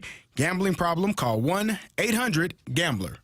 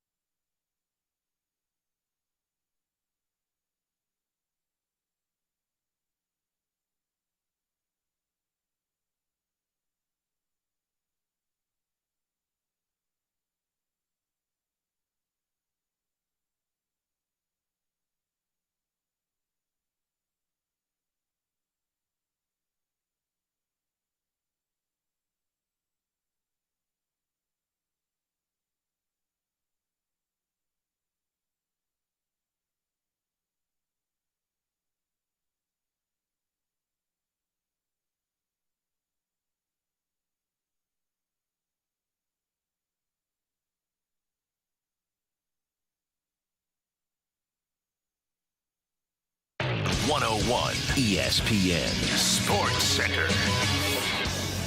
I'm Andrew Marsh. It's time for a Sports Center update brought to you by Universal Windows Direct. The Cardinals lose today to the Pittsburgh Pirates. They'll be back in action tomorrow to face off against the Cincinnati Reds. Kyle Leahy will be on the mound for the Cardinals. 5:40 first pitch. Tonight on 101 ESPN, we'll have game number 4 for the Thunderbirds as they take on the Penguins. Pregame starts at 5:50. Puck drop is at 6:05. If you missed anything from today's show, including our interviews with Bill DeWitt III and Chris Kerber, make sure you go to 101ESPN.com or check out the free Dobbs Tire and Auto Center's 101 ESPN mobile app. Just head to the podcast page. You'll find all of our interviews. You'll find all of our shows there. And it's all brought to you by the Schaefer Door Company. We're going to wrap up the show next right here in the Fast Lane. I'm Andrew Marsh, and this Sports Center update is brought to you by Universal Windows Direct. You'll be saying, I love my windows.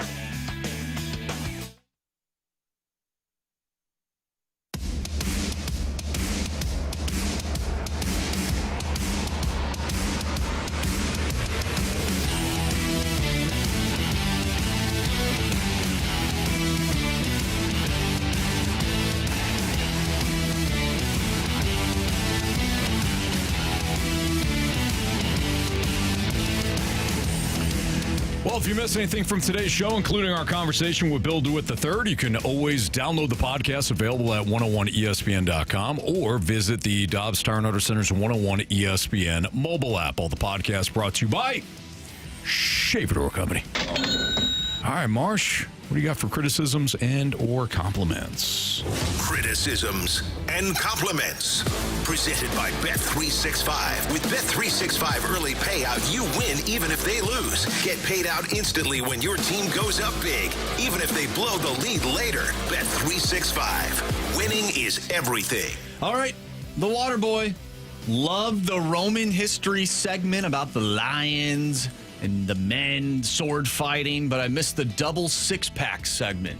Oh, yeah, that's totally fair, Waterboy. We never went back to that either, which I find to be quite embarrassing. It's disappointing.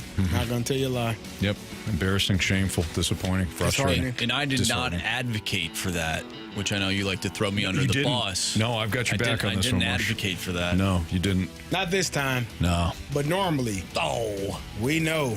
We know. We know if we only have one six-pack. It's Marshy's fault. It's Marshy's fault. Not today, but generally speaking. Yeah.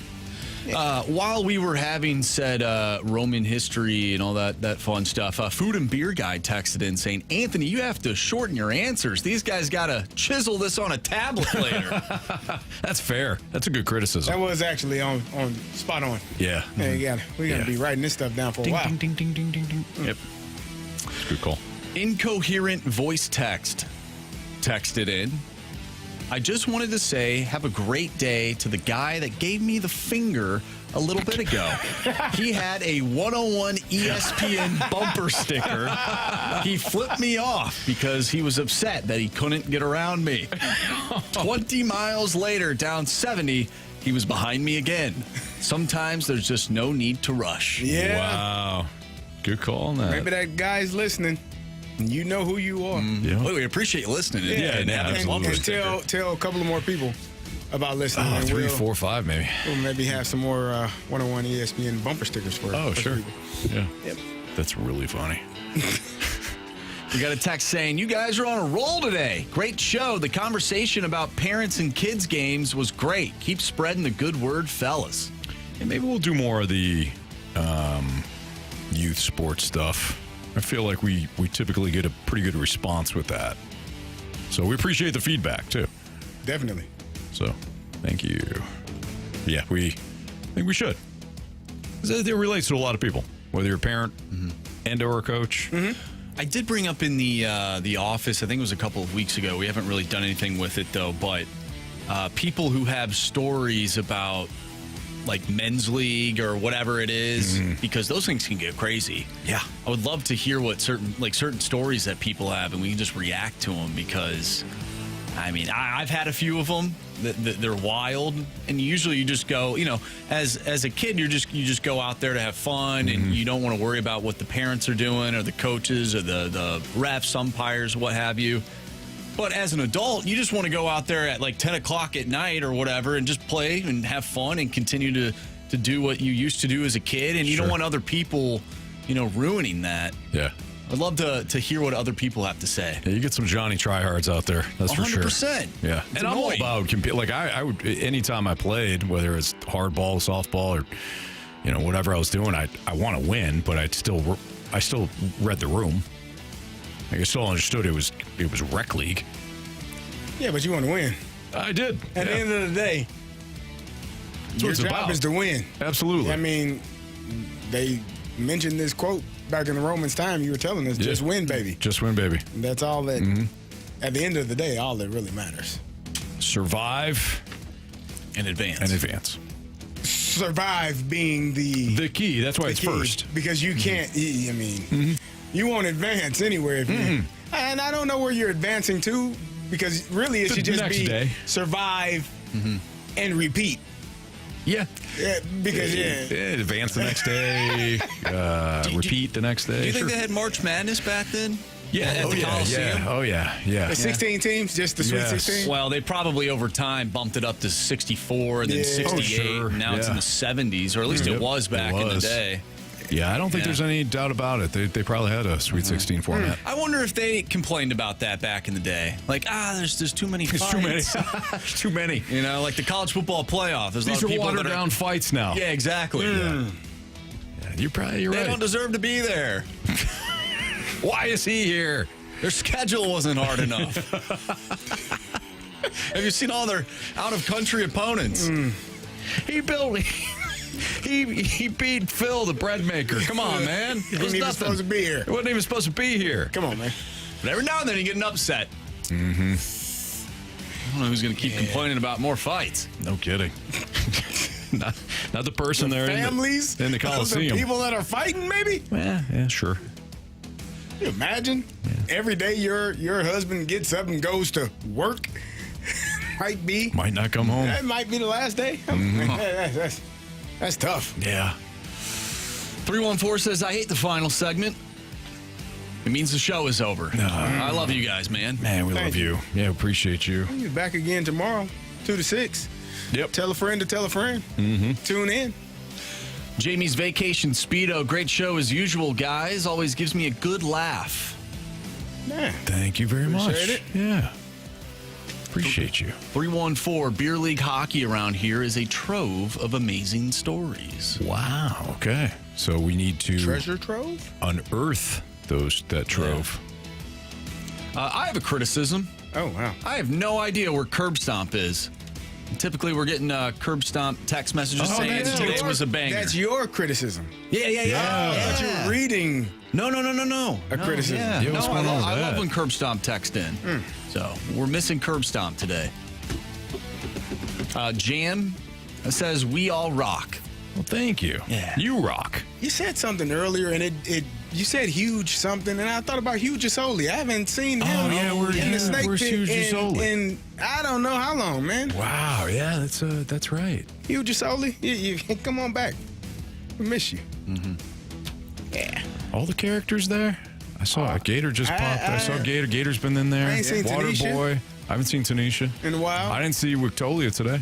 Wictolia? We saw Splash. That's 3 people right there. I saw John Scores. I saw him. I was interacting with John. DLW Hughley? 1904 was complaining about the NBA segment. God, come on, man. But I saw him there. Listen. Waterboy calls it. We need a roll call. He's right.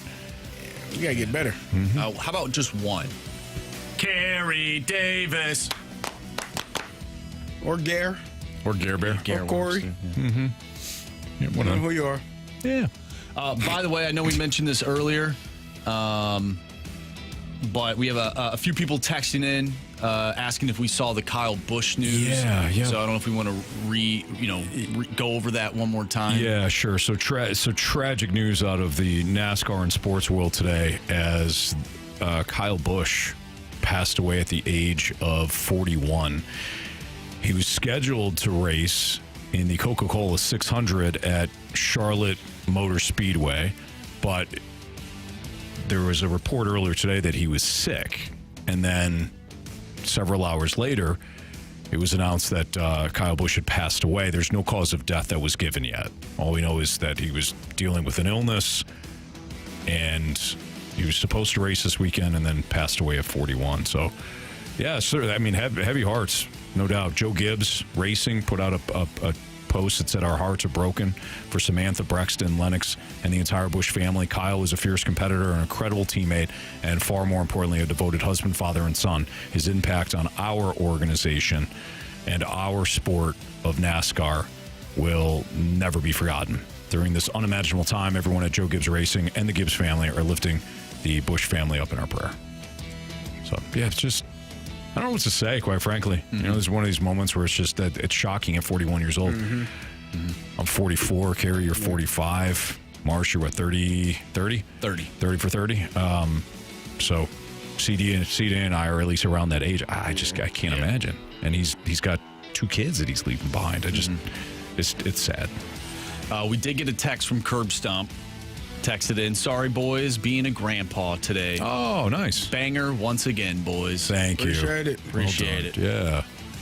All right, ready for the 3 stars? Let's do it. It's time for the Fast Lane's 3 stars of the day, presented by Circus Sports. No bet fees ever with the world's largest sports book, now at your fingertips in Illinois and Missouri. All right, we did get one more from Curb Stomp. This show as a whole, Gladiator Gazette, is 4 for 4 this week. Nice. All right, our 3rd star of the day, we did not get to it, so we have to give it a star. The Sports Six-Pack Part 2. Didn't get to it. No. Maybe tomorrow. Yeah. 2nd star of the day goes out to the umpire, the teenager that told that coach to go fast lane himself. Yes. Young man. Yes. Great job. Yeah. And of course, our 1st star of the day goes out to Gladiator Talk. Gladiator Talk. Gladiator School.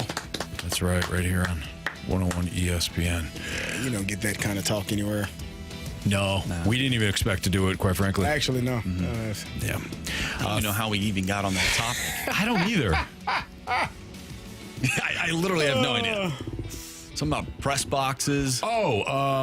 Splash asked about, like, when you criticize, like, your team, but you don't really have any idea. Oh, yeah. Like, where did that come from? Like, you don't know what the hell you're talking about. Yeah. All of a sudden, you just feel like you have... You're granted permission to do so. Like, you have the full authority. And is that like, where did that come from? And of course, it came from Roman times. Yeah, there's no doubt about it. All right, it's Fastlane on 101 ESPN for Andrew Marsh, Jamie Rivers, Kerry Davis. I'm Anthony Stalter. Thunderbirds, Penguins pregame next. See you.